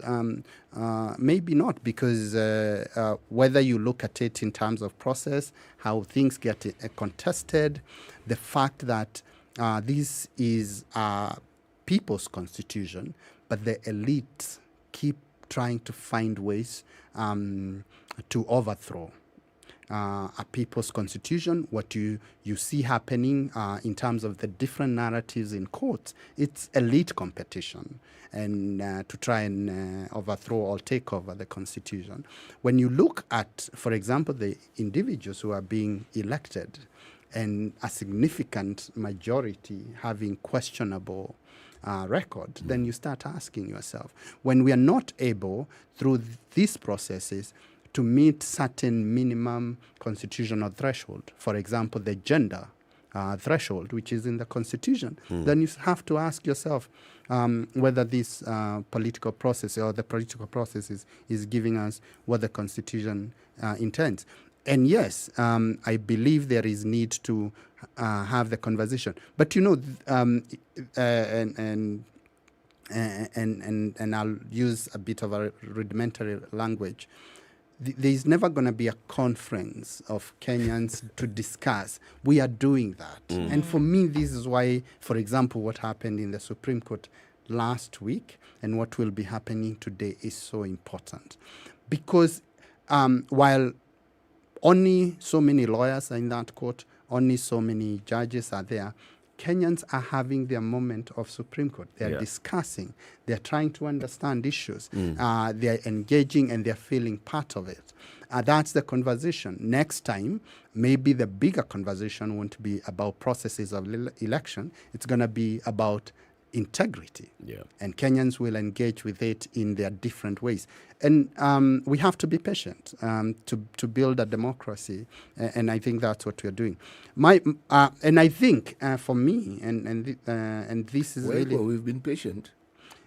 We've been patient, but we've done very well in my own view. By the way, I'm one of the most impatient people when it comes to constitutional violation. But I actually think we've done very well. Sometimes I think when we become too grim about our performance, it could also down our spirit, and then we lose what we've gained. We lose what we've gained. The fact that judges can sit there and start asking questions about what were the National Security Advisory Committee members going to do at Bomas? Could you have tried that 20 years ago? Yes, could any, how many judges? Let me not say could any. Yes, you could have, but the definitive results of your questioning were known. There we go. There we go. You but you would know the answer, which is not the answer you're seeking. Yeah, I want to underline one point. What we saw last week is so important. And for me, and this is really critical for me, the way judges showed up was so important. They came, you could see they were trying to be objective. They were trying to do the right thing. It's a difficult case. It could go either way. And I think if there's anything Kenyans can do is to support what the judges come back with, because I can see any reasonable and an independent judge being able to go either way. And it would be so unfair for people to come out because the decision didn't go their way and say it's because the judges were influenced. This is not a case where the judges need to be influenced to go one extreme way, in my own view. Very, very well said there, Waiko. Very well said. And I think that's a message that we want to carry along, right? That if we trusted the process, we trusted that we have the judges. We knew the judges before we went to court, and we've gone to court, and we've argued before court. Then when the judges come out and give their verdicts, whatever it is, we respect them as we respected them by appearing before them. Waiko, stay on. So in the next time, we want to open the phone lines and ask the people, which decision do you expect the Supreme Court to take today? That's what we're asking the people, not you. But then there are people who may be having some questions here and there in terms of understanding the matters, understanding the issues, and let them ask as well, right? Okay. Waiko Onyoike is a constitutional lawyer. He's here with us today because it's a big day, Judgment Day, and we want to understand what exactly we should expect out of the Supreme Court. Keep it here for more. We've been live on KTN Home. Conversation continues on SpiceFM. It's 9 a.m.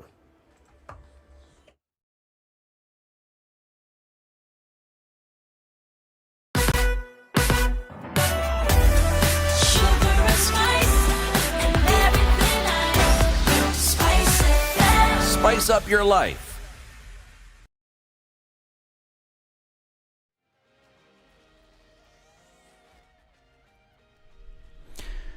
Good morning. This is Newswire. I'm Dennis Aseto.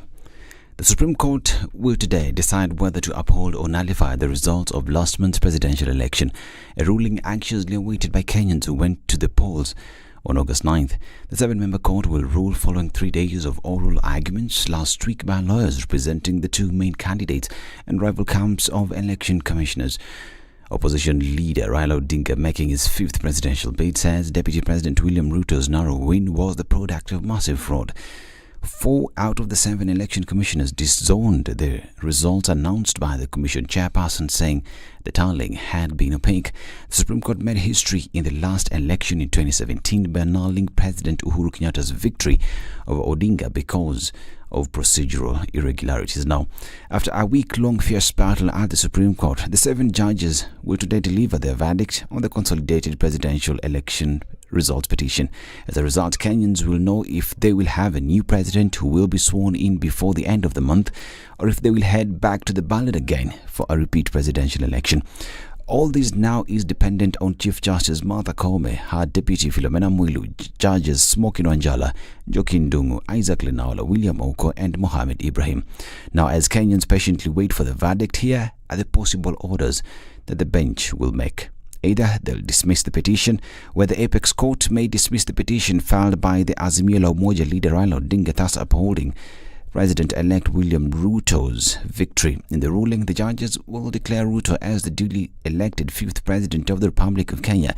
This will pave way for the swearing-in, which should be done 7 days after the day of the ruling. They can accept the petition, where the judges may also invalidate the declaration made by the Independent Electoral Boundaries Commission chairperson Afula Chebukati, declaring Ruto the president-elect. These will set the stage for the nullification of the results, and registered voters will go to the ballot again for a fresh presidential election as required by law. The fresh poll will be held within 60 days after the delivery of the judgment.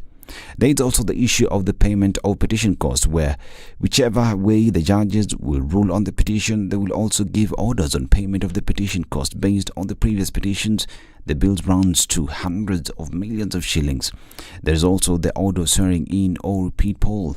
With respect to the above scenarios, Article 162(2) of the Constitution states that the 7 judges' decision is final. So if Ruto's win is upheld, Chief Justice Martha Koome will order that he be sworn in on September 13th. In the presidential petition, judges will make their judgments based on, number 1, technology on weather on election day. Technology deployed by IEBC to conduct the 2022 status race met the standards of integrity, verifiability, security and transparency to guarantee accurate and verifiable results. The results transmission issue judges will determine whether there was interference with the uploading and transmission of Forms 34A that were used to enter presidential election results. There is also the issue of uploading Forms 34A. The judges will also rule on whether there were differences in forms uploaded on the IEBC portal by presiding officers in the polling stations, with copies of the results declaration forms given to agents of the 4 presidential candidates. There is also the issue of similarity of the forms. The judges will determine whether the forms uploaded on the portal were similar to the physical documents submitted to the National Tallying Center at the Bomas of Kenya by returning officers alongside Forms 34B that were used to tabulate results at the constituency level. There is also the issue of postponement of Mombasa, Kakamega elections. Another key issue for determination by the judges is whether the postponement of the gubernatorial election, Kakamega and Mombasa counties on the eve of the general election, was a deliberate plan to suppress turnout of Azimio la Umoja presidential candidate Raila Odinga, and whether he was disadvantaged by the decision that also affected parliamentary races in Rongai, Kacheliba, Kitui Rural and Pokot South constituencies, as well as MCA polls in Kwanjenga and Hinyaki wards.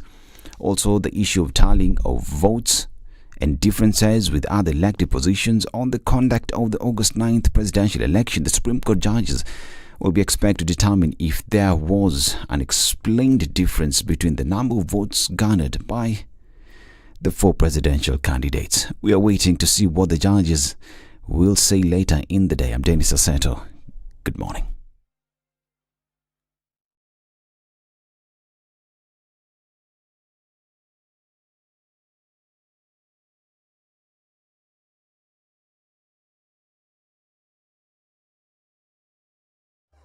Okay, traffic continues in most parts of the city this morning. We're seeing a little bit here and there on Jogo Road as you're getting out towards Landis and then to the Kamkunji roundabout.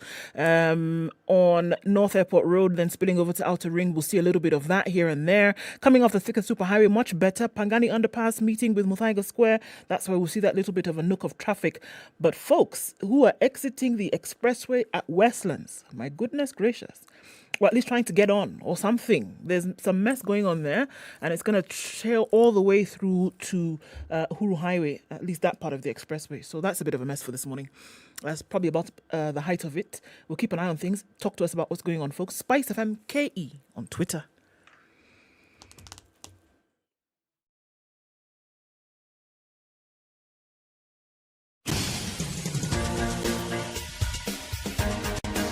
This is The Situation Room, the home of hard-hitting political commentary and penetrating insights about the state of the nation. This is a talk radio experience like no other. The Situation Room, a place for hard truths, debates, and elevated conversations. The Situation Room, witty, political, engaging, deep, controversial. In the room, we have C.T. Muga, researcher, academic, seasoned political observer, a fountain of wisdom in these politically uncertain times. Ndu Oko, Nigerian by birth, Kenyan by choice, communications expert, Pan-Africanist, a truth seeker and believer in people power, and Eric Latif, agent provocateur, the man in the chair, seasoned journalist, news hound, a man who believes in punching up, not down.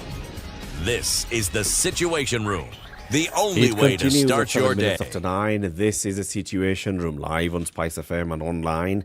Our guest, Waiko Onyoike, is still here with us, a constitutional lawyer, looking ahead into the verdict of the Supreme Court today. But this time, we want to hear from you, and we want to open up the phone lines, 0719-012-600. What decision do you expect from the Supreme Court today? Before we go further, let's hear the day's proverb. From South... Oh, sorry. It's in my head. Coast to coast, tele to Mugirango. Yeah, that one. Right. Very simple proverb. very easy to understand. And very easy to find on the notes. No, finding it is the difficult bit. Everything else is simple. It has something to do with the hand. The hand and the stomach. The hand will keep working, but the stomach will be ungrateful. Right. So you turn this. The stomach will remain hungry. Test of your memories. Okay, let's hear what your memories remember. Okay. Essentially, the hands do the hard work, but it's the stomach that will keep eating. Yes, that's exactly what it says. It's the stomach that will keep eating. Yes. And I said it forgets that the process of eating actually doesn't belong to the stomach really. The process of chewing and swallowing, that's a different part of the body. What the stomach does is it processes the food. Yeah. And it's an important... The stomach is the beneficial owner. This is the whole process. The stomach is the one we have believed is a beneficial owner because my taste buds also benefit because taste buds also enjoy that process. Teeth also get to do what they're supposed to do. The alimentary canal does what it's supposed to do. All those are employees. You see, like this company, there's a beneficial owner, and then there's you who gets a salary for doing the job that you do, so you'll enjoy. You're the taste bud. No, you do what? You're the teeth. Me, I'm the neck. It just passes. You're very silly. Then the beneficial owner smiles to the bank. Bring it. Waiko, how do you interpret this particular proverb? I thought Citi's earlier interpretation was really good.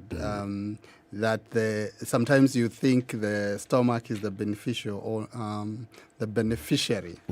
and the hands are just doing the work. But actually, without the stomach, the hands wouldn't be doing the work. And I think the point there is sometimes we forget how interdependent we are. Even when we think we're doing the most important thing, it's actually not. If you think about last week, just to reflect about last week, you saw the judges. Yep.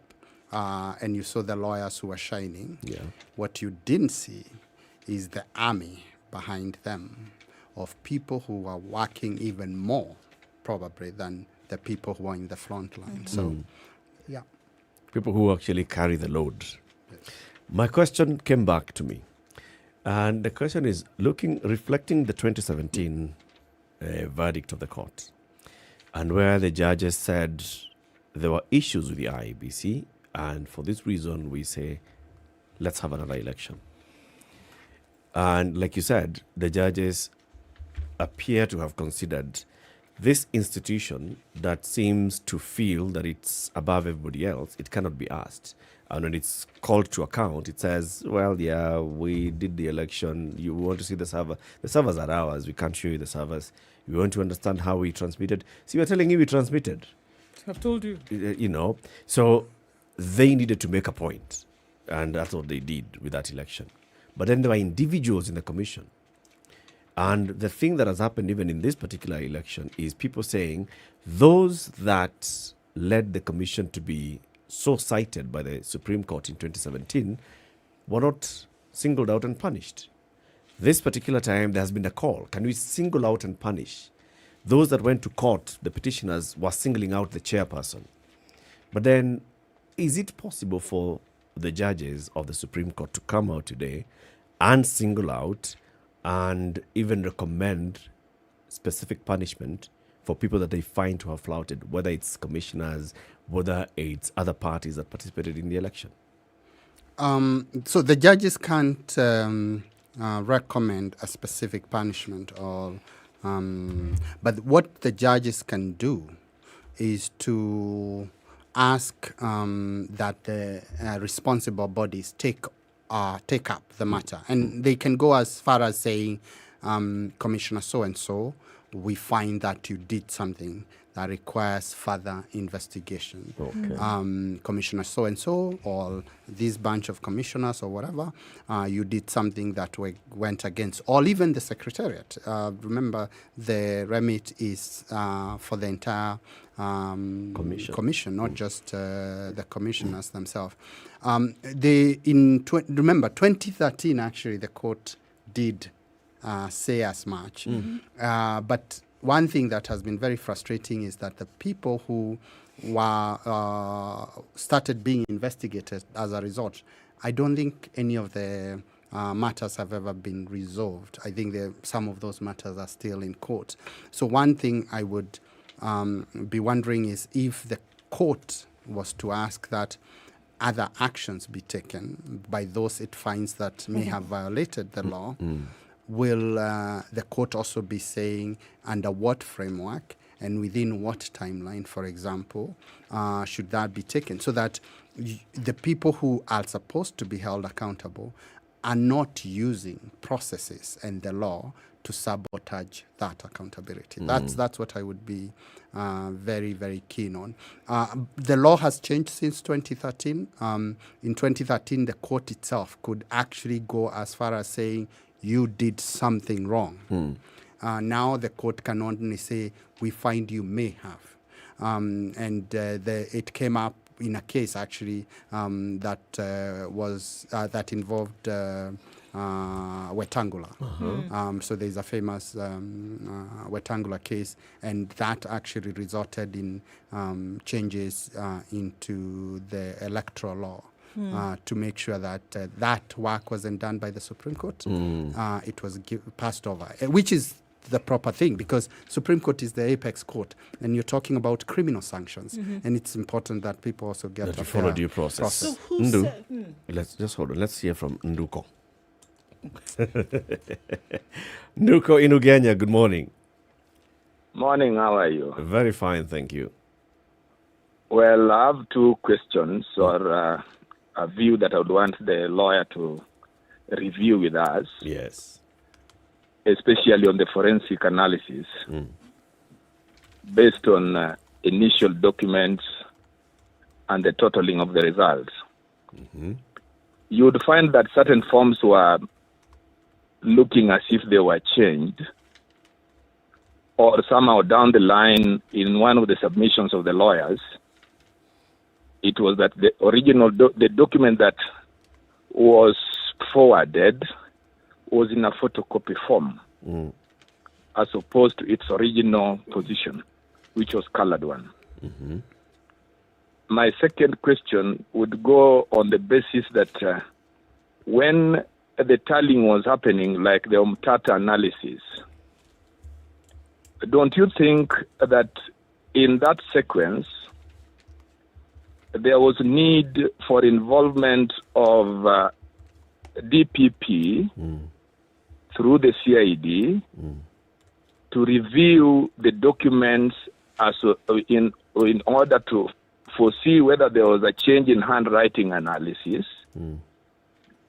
and also to look at whether the machines, the KIMS kits, either had a button for like a photocopying machine. You see when you are doing the scanning, you'd find a certain button where you can do an original color document, but it still comes black and white. Hello? Yeah. And would it also have been would it not have been very important that the calculations that both IBC were submitting on the basis of the total votes to have been backed by an auditor on the basis of concretizing an expert opinion? Because when I tend to think that when it is just given by the lawyers, then they give the judges hard time because the judges now have to analyze. But when it is backed by an expert opinion, then it remains a very vital document to the court. Let's hear because what the lawyer otherwise, says. any party that would want to oppose can only bring another expert to give his opinion. All right. Waikwa, what do you think?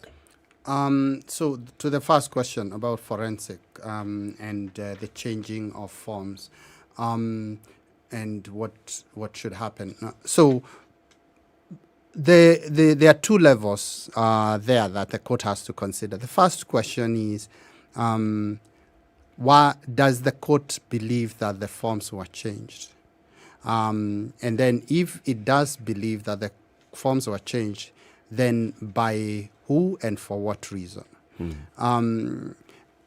So that's one layer of the questions. Then the second question is, even if we find that the forms were changed, then what?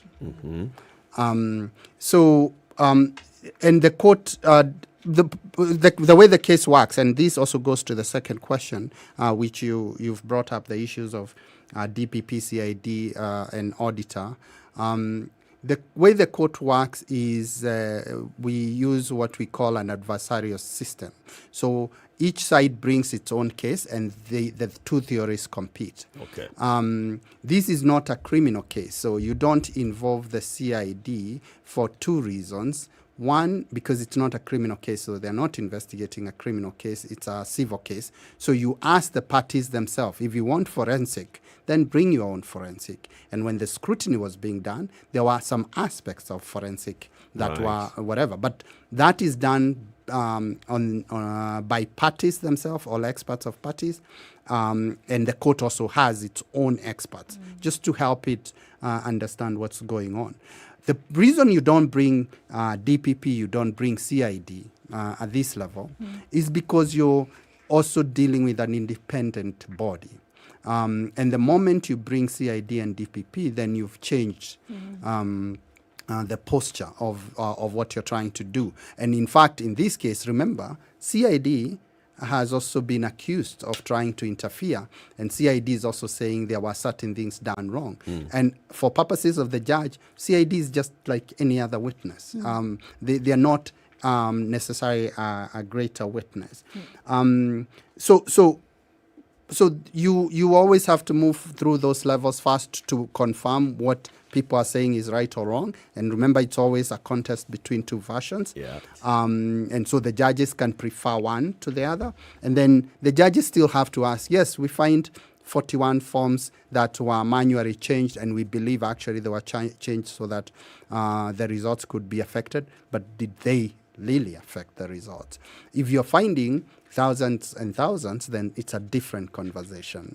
To some extent, that happened in 2017. The math and the lawyers.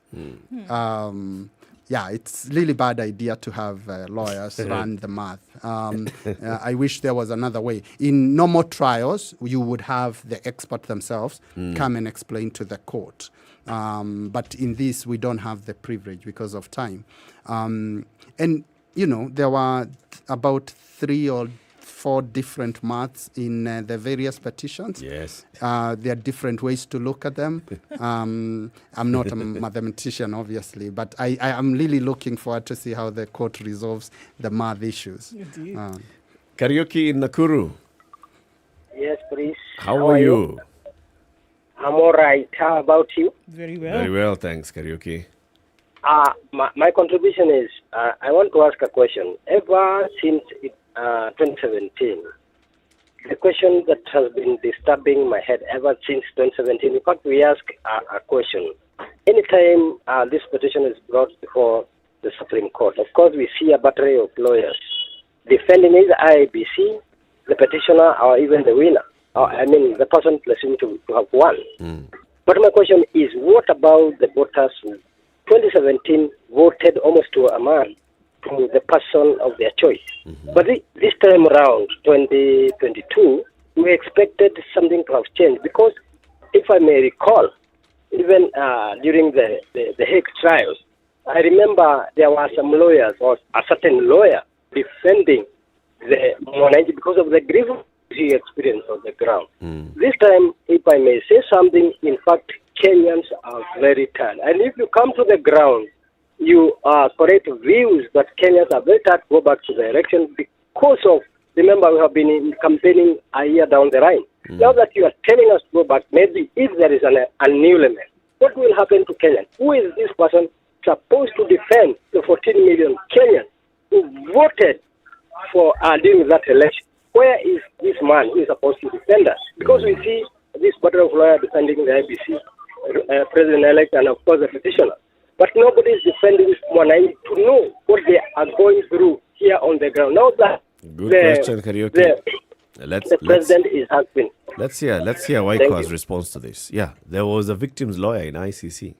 Where's the voter's lawyer in the presidential petition? So it's actually a really deep question, especially that drawing of parallel with ICC. So the way I would respond to Mr. Kariuki is to say, first, we don't have a model where lawyers in a civil case have to be the people themselves have to be represented. In other situations, you can have that. It happens in criminal cases. But that doesn't mean the public is not represented. In fact, the public is represented first and foremost by judges. The judges have to do, in terms of considering the case, they have to consider what we call public interests.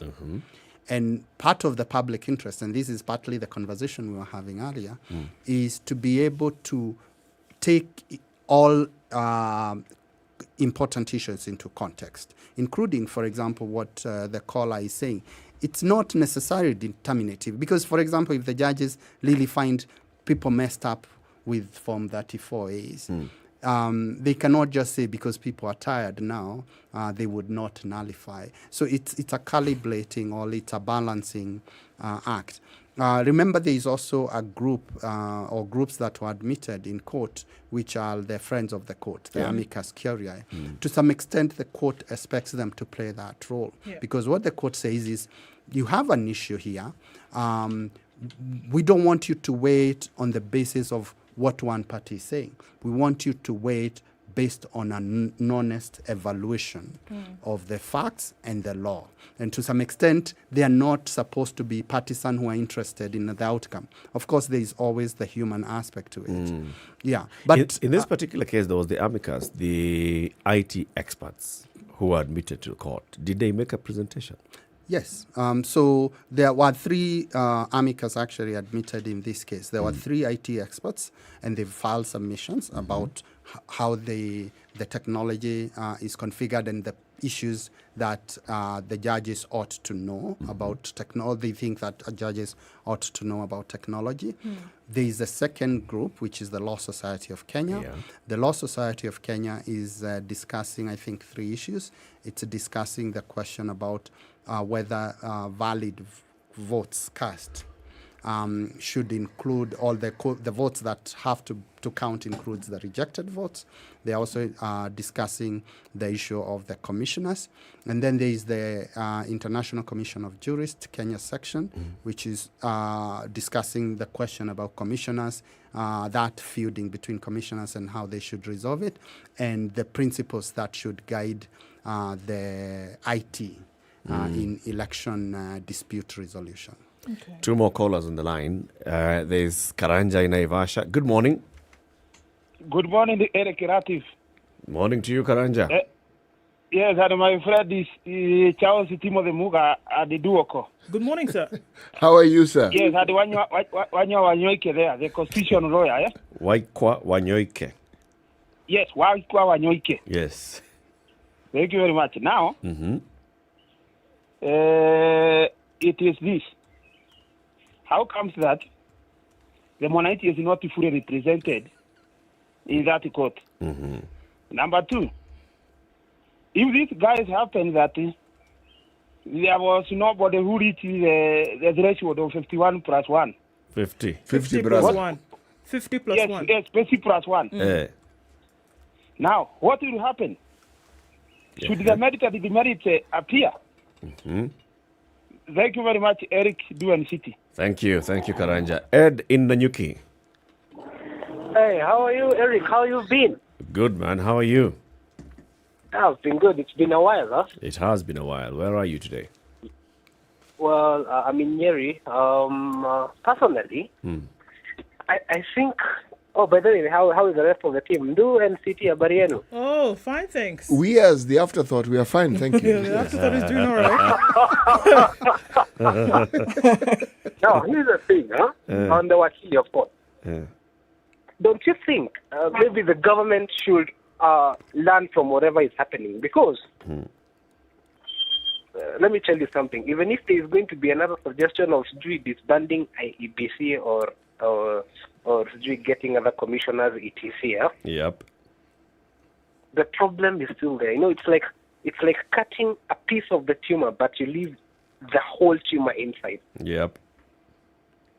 Because we are tired as an electorate. We are tired of business being stagnant because of simple processes that a country can run smoothly. Just some 2 or 3 people who have got, like the whole country in their hands, I can tell you this from this, Eric, from my own standpoint of view. Right now, business is not flowing in across all board.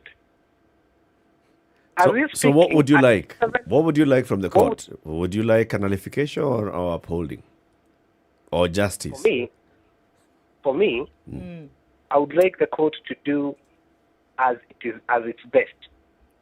Okay. Because if it is a nullification and it doesn't have grounds of nullification, well, that's another thing. But if it has grounds of upholding the same way, okay? But what I would like to do is let it be expedited in a way that the country is going back to normal. We need normalcy. We are tired, Eric. We are tired.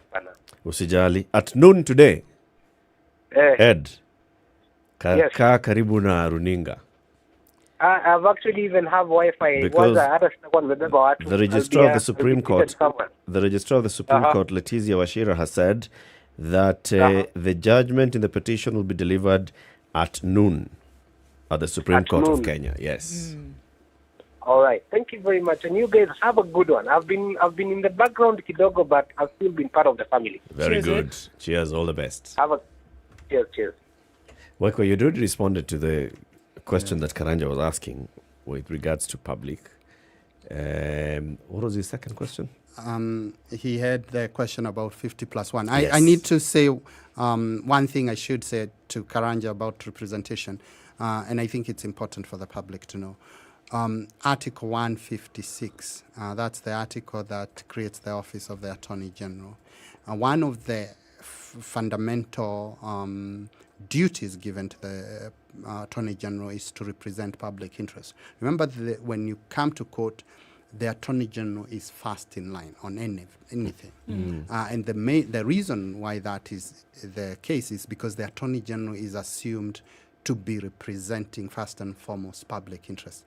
Unfortunately, this Attorney General does not represent public interest. He thinks he's the Attorney General for the executive. And for me, and I'm being very, very fair, the current Attorney General. We can debate about Githu.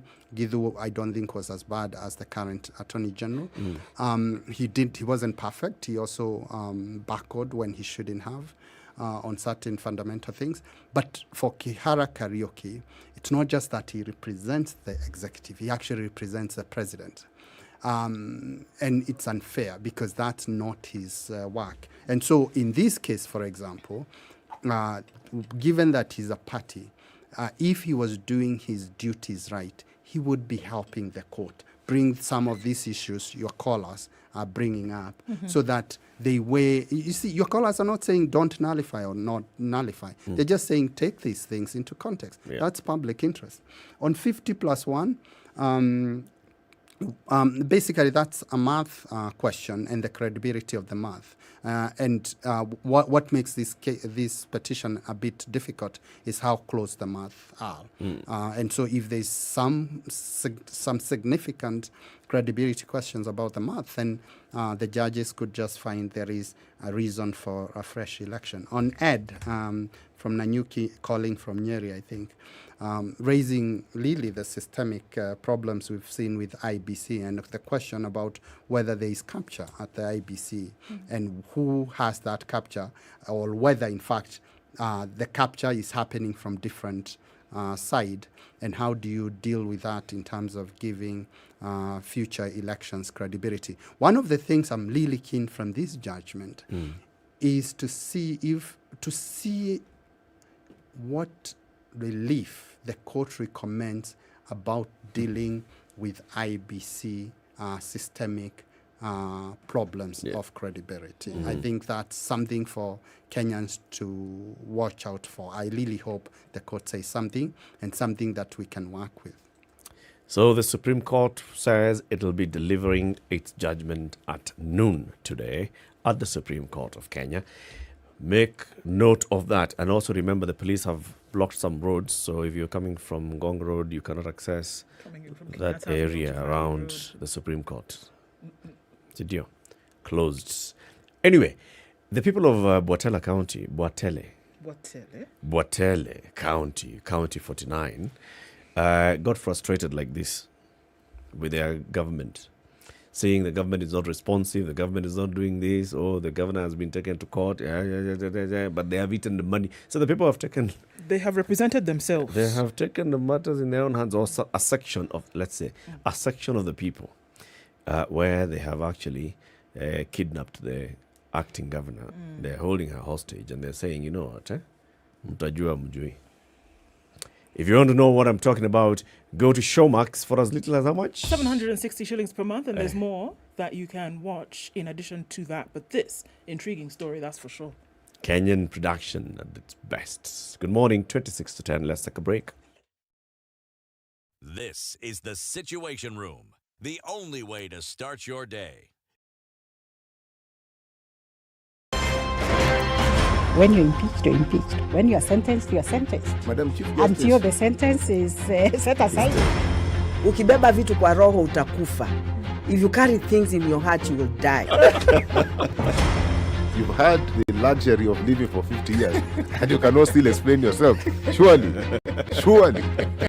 Oh my God. The reason for which you went to school and then gathered experience, that reason must be paid for. All right. Oh, okay. This level. Shape up or ship out. Levels don't change. No. Since about shipping up. You know my business partner here. Shipping out. Are we talking about the ship in the bathtub? Or the ship man. Emmanuel Talabu used to tell us a story of they were in school and they've been told to write composition about a ship. His classmate raises a hand. Teacher, are you talking about the ship or a ship goat?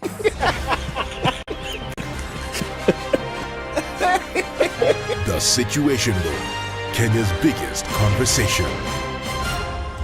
all right, kind of sunny, kind of cloudy. We'll take it as it is in Nairobi at 17, highs of 27 and lows of 14. It's sunny at 18. In Nakuru, highs of 23. 22 will be the high in a cloudy Nyeri at 16, and it's 17 and sunny in Eldoret. We'll see highs of 21. 25 and raining in Mombasa, highs of 29. And we'll see highs of 29 as well in a sunny Malindi. 23 and cloudy in Kisumu, highs of 28. And 27 will be the high in Kakamega, where it's cloudy at 23. Sunny day in Kampala at 22, and it's raining in Dar es Salaam at 25. 20 degrees and warming up in Johannesburg, highs of 27. And it's now raining again in Lagos at 24, highs of 29. 32 will be the high in a sunny Kinshasa. 27 degrees going into early Monday evening in Beijing. We'll see highs of 29. Thunderstorm warning for Paris, 18 degrees. We'll see highs of 29.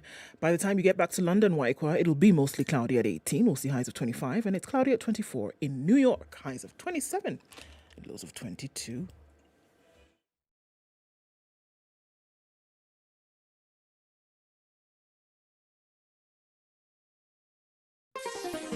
Chilled Spice.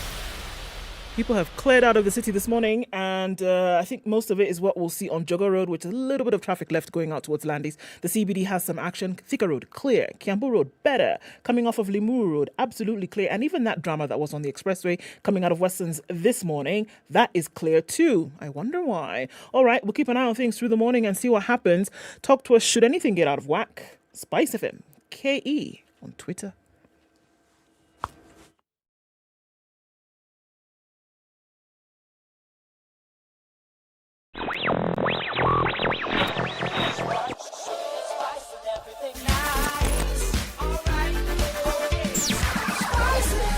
Spice up your life.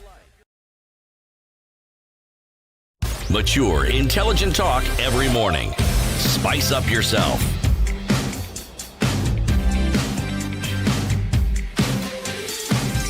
23 to 10. White Mornings done right.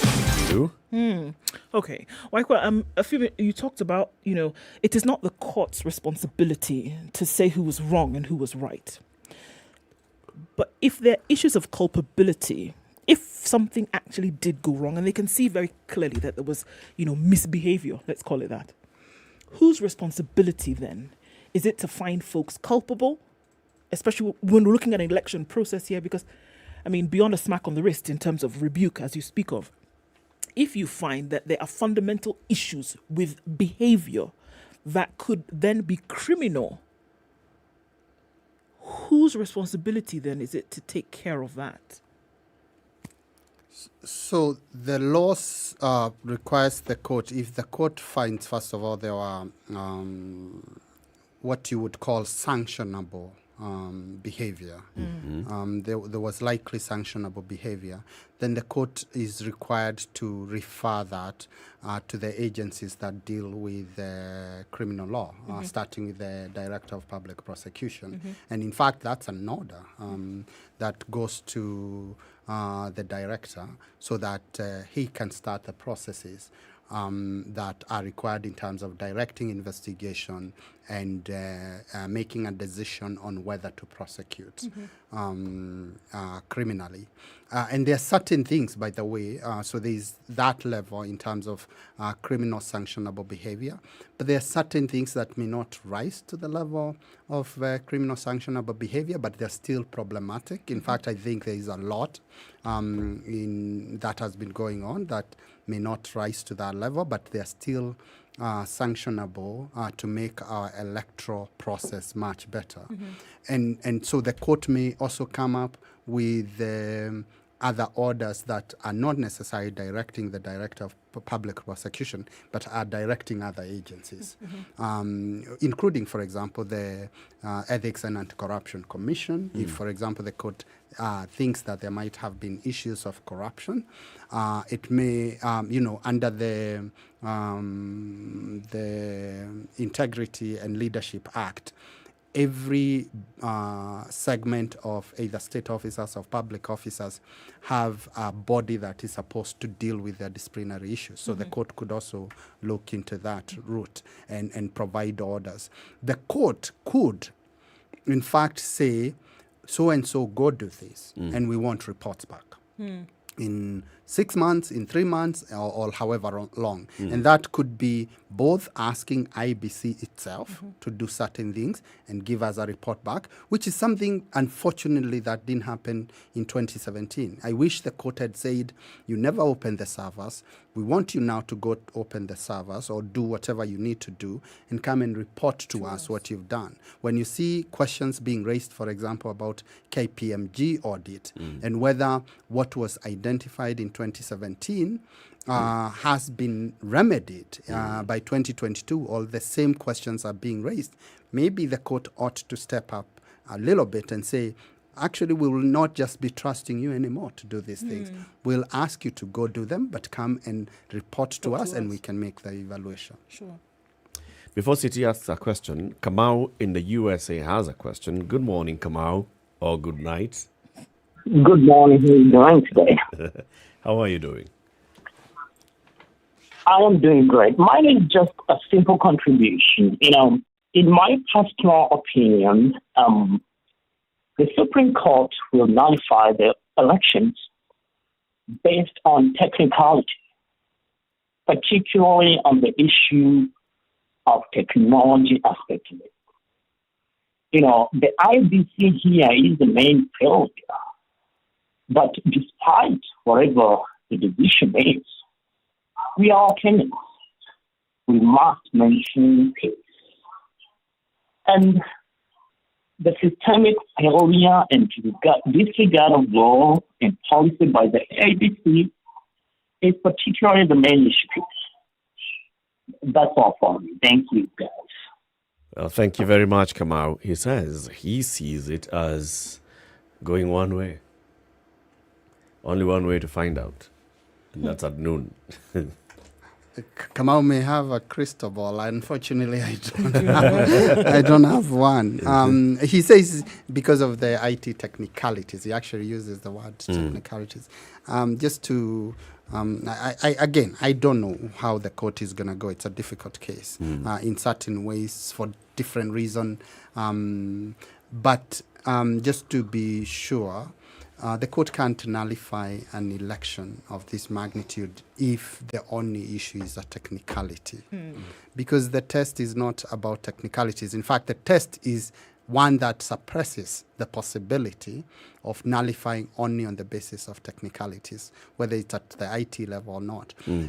It could nullify again on the basis of IT, but it has to find that that did have some effect in terms of the substantive process test or the results. But just on technicalities alone, I don't think that would be sufficient. I know you have another meeting before you then sit down at noon and also do what all of us will be doing.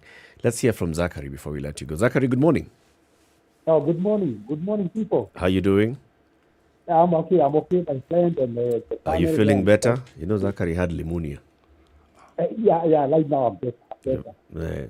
And by the way, Mama Ijira is here. I don't know whether you want to hear from her, but... Wewe msalimie sana. Zachary, do you have a question for Waikwa? Not really a question, but when legal is saying, as far as the judgment is concerned. Now, to Mr. Raila, there is a thing that we have in school that would be candidate the guy who goes to attend everybody never gets anyone to marry. Yeah?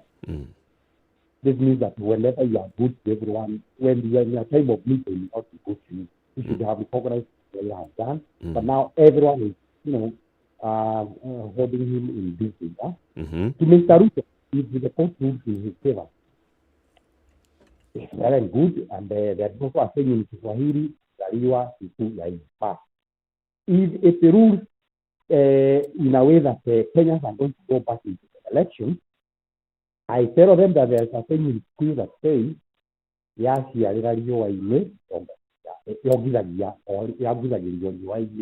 means that we have got something here that is in front of us. It's tedious, it's costly, but you have to bear it because it's our seed and we cannot throw the seed and the bad off. That would be my advice. And whichever way the court goes, let all of us take it seriously. That would be my take. Thank you, Zachary. Yes. Words of advice for everyone, including CT. Actually, we need to let you go. Whatever you need to do is just as important as us asking you questions, and your contribution to this process is beyond what you would consider patriotic duty, and we thank you. Thank you, Waikwa. Waikwa Wanyoike, constitutional lawyer, has been here with us, has been around the country, and he came to visit with us in the studio and, of course, shed some light on how the court operates. And asante sana. Thank you for having me. Thank you for having this as a stop when you're here in Nairobi. Always a pleasure to have you in the room, and to do so physically, we don't take that for granted at all. But the conversation continues, 0719-012-600. If you'd like to contribute to this, all we're asking is, we know that the judgment will be delivered at noon today. So what we are asking is, what do you expect? How do you see it going?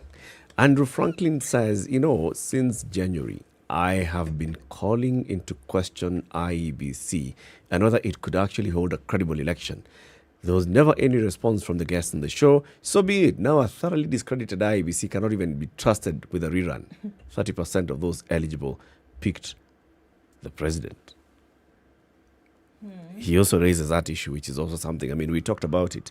So of all the registered voters, there's a whole chunk of registered voters that did not go to vote. Does that also raise the issue of... It's not just a chunk. More people, the percentage of those who didn't vote are more than those who voted for either candidate. Yes. And that in itself is an election of sorts. Yep. It's an opinion that has been issued. Yeah. Now, the segregation of it is difficult, but it tells us something. It does. Fellow Suruti says, No, lunchtime watu hawajakula. You're going to be announcing these things. You need to listen to results on a full stomach. What if you don't have food to eat? That's another problem. Yes, and listening with a full stomach is better than listening with an empty Kula stomach. sahi. Nothing stops you from eating now. Kama uko na chakula. Yego says he sees it's going back to the ballot. The Supreme Court cannot burn the country at noon by upholding the president-elect's win, neither by declaring Raila Odinga as the president. Remember, that was also one of the requests actually taken to court. One of the by prayers. Raila. Yeah, one of the prayers by Raila. Before you go, actually, Michael, maybe you can tell us about that. So what did they say? They brought you back. You realize that you're never going to go. Shut down. If you don't shut down, my friend. Okay, I'm getting my leave after this. No, the one thing I can almost say for certain is the Supreme Court is not gonna substitute. The Supreme Court can order fresh election or can validate what Chebukati declared, but substituting who was declared a winner with Raila Odinga, I think it's out of the cards. It's unfair for me to be so firm when the judgment is not out, but I just think it's an impossibility. An impossibility. Waiko. Thank you. Go. Okay. Thank you. Thank you. Santani sana. Let's go back to the phone lines. Lydia from Parklands. Good morning, Lydia. It's been a while. SpiceFM.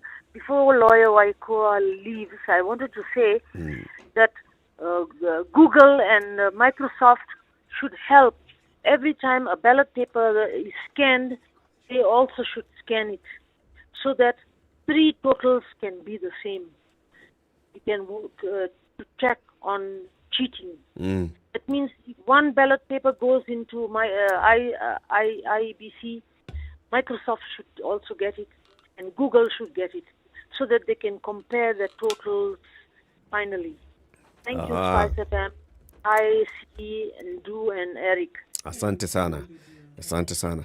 I think I get what she's actually saying. I get it too. Can you have multiple ways of verifying? Verification. So when this thing is uploaded, let it go to 3 different places. Of which they are non-partisan. So the plumber then has limited chances of remaining being able in the shower.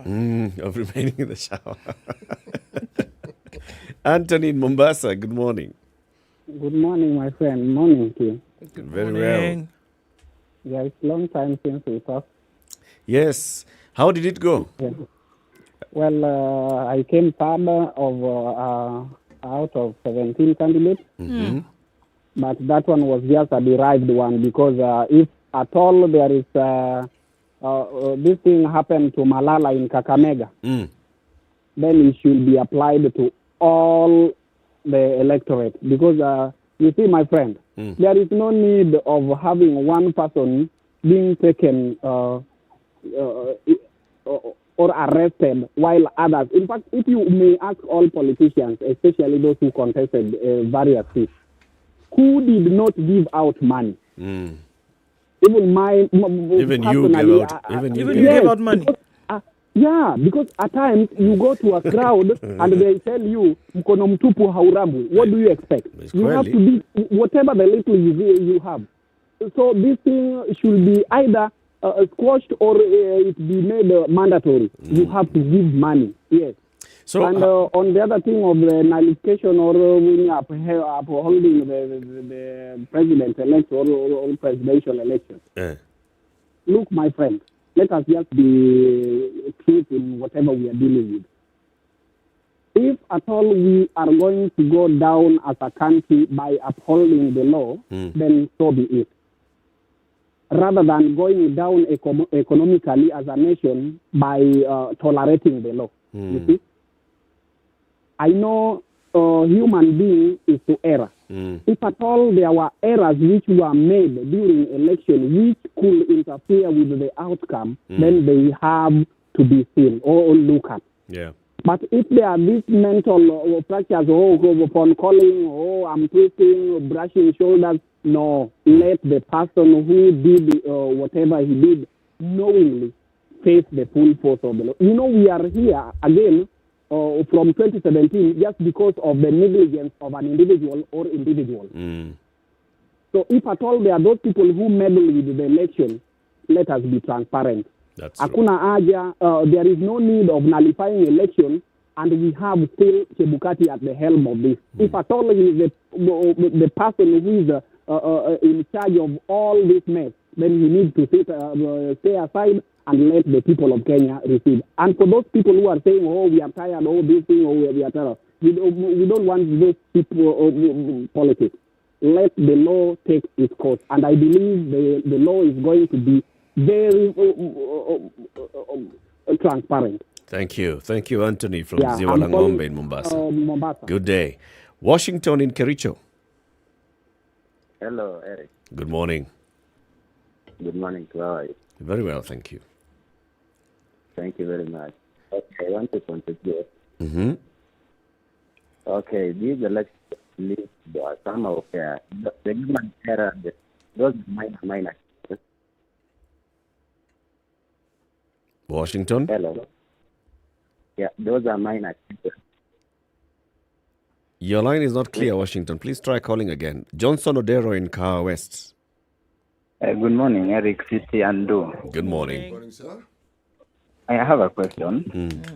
Probably on the outcome of the Supreme Court. Can it be a case whereby the commission is ordered to do a fresh tally based on the physical Form 34X? Because from the Supreme Court, the case which was proceeding seemed like there were a lot of errors maybe in the submission of the result through the portal. Can there be a possibility that the court orders IBC to do a fresh tally with all the agents there and everyone is satisfied, and then IBC announces, oh, that one is not an option? Unfortunately, Waikwa has stepped out, but let's see. It's in 2 hours. Yes. We'll all be watching the court. All right. We'll get our answer. Thank you, Johnson. Good day. 2 hours time. Yep. We get the results. So what are the other people saying? Well, I mean, that's it. We know what Andrew's saying in terms of what needs to happen. The presidential election of 9th August 2022 will be declared null and void in the Supreme Court, according to Ivan. Do justice to Kenyans. And that's interesting that people have their... I think, look at what people have said. People have their opinions in terms of whether it's going to be upheld or whether it's going to be nullified. But then the rider to that is that let there be a situation where we can all then move on with life. And that above all, let justice be served. However you choose to describe that is, look, let justice be served. Let peace prevail. According to me, and this is David, there is a possible nullification of the presidential results. Ruto the Fifth is what Solomon is saying. And so that's it. And I think the rider to all of this, regardless of where your allegiance lies in terms of opinions, is that let us have a situation whereby things can get back to normal. Let's have a situation whereby you're going about in the pursuit of your bread and butter without too much in terms of a challenge or too much in terms of an interruption. There are those who've been crying about a situation that has been in the pits since, prior to the election, and are saying, for goodness sake, we did not think that we would still be here again. And then there are those who are saying, you know what, let us not go here again. Let justice be served. Yeah. Whatever the judges say this afternoon, though, it's all about entrenching the Constitution, the rule of law, the constitutional process. Everybody by this time knew. So if we have an election, if there's any dispute, we expect that the person who has an issue to raise with the election to go to the Supreme Court. I mean, it was expected. And when Raila and Martha Karua spoke and said, we do not believe that what has been announced by Wafula Chebukati is legitimate, they said we're going to follow constitutional and legal means. And they've gone to court and they've presented their case before court. And the respondents have also come in and responded. Now we are waiting for the 7 judges to come and give us their verdict, either a unanimous verdict or a verdict of the majority. That decision that they give us today is what we live with. If they say uphold, we uphold. If they say uphold and then these other things to happen, uphold and those other things to happen. If they say nullify, we go back to the election, we go back to the election. Essentially, it looks to me as though much as there are petitions and they've been asked to give a ruling on it, they're the ones who are on trial. Oh, yes. Indeed. And whichever way you choose to look at it, It's they the are. judges. You Yes. know, yeah. Because the thing that Waikwa has done well is to give us not a peek preview, but to explain to us the thinking of the courts and what it is that they are likely to consider. Because unfortunately, we go into some of these situations with predetermined mindset as to what we expect to happen. Yeah. And What without cannot possibly happen. Yes, and with Yeah. our understanding of what the judges should do. We are prescriptive here. Without perhaps taking time to understand that the process that you are seeing is only part of what actually happens. There's a thinking that governs this process that they don't necessarily tell you, but which actually exists. And it is that perhaps you ought to focus on and ask, so when they arrived at this decision, what is it that was the guiding principle that brought them to this particular decision? Because again, what determines our view is what we would like to see. Now, the law may be completely at congruence with your perspective. And this view that we have of saying the court is wrong, actually, it takes a little more knowledge of the law and how it is practiced before you can actually arrive at that conclusion. But then, constitutionally, you are allowed to express your opinion. Indeed. Well, thank you very much for tuning in to Kenya's biggest conversation. There is Sugar and Spice coming up from 11. And of course, we know the verdict coming from the Supreme Court at noon. We'll be back tomorrow morning, God willing, to look and understand what the judges will have told us today. Have a lovely day. And remember, we are into week 3 of County 49 on Showmax. Go and watch it. 2 episodes in. Another episode coming up later this week. Yes. On Showmax. Have a lovely day. It's 10 a.m.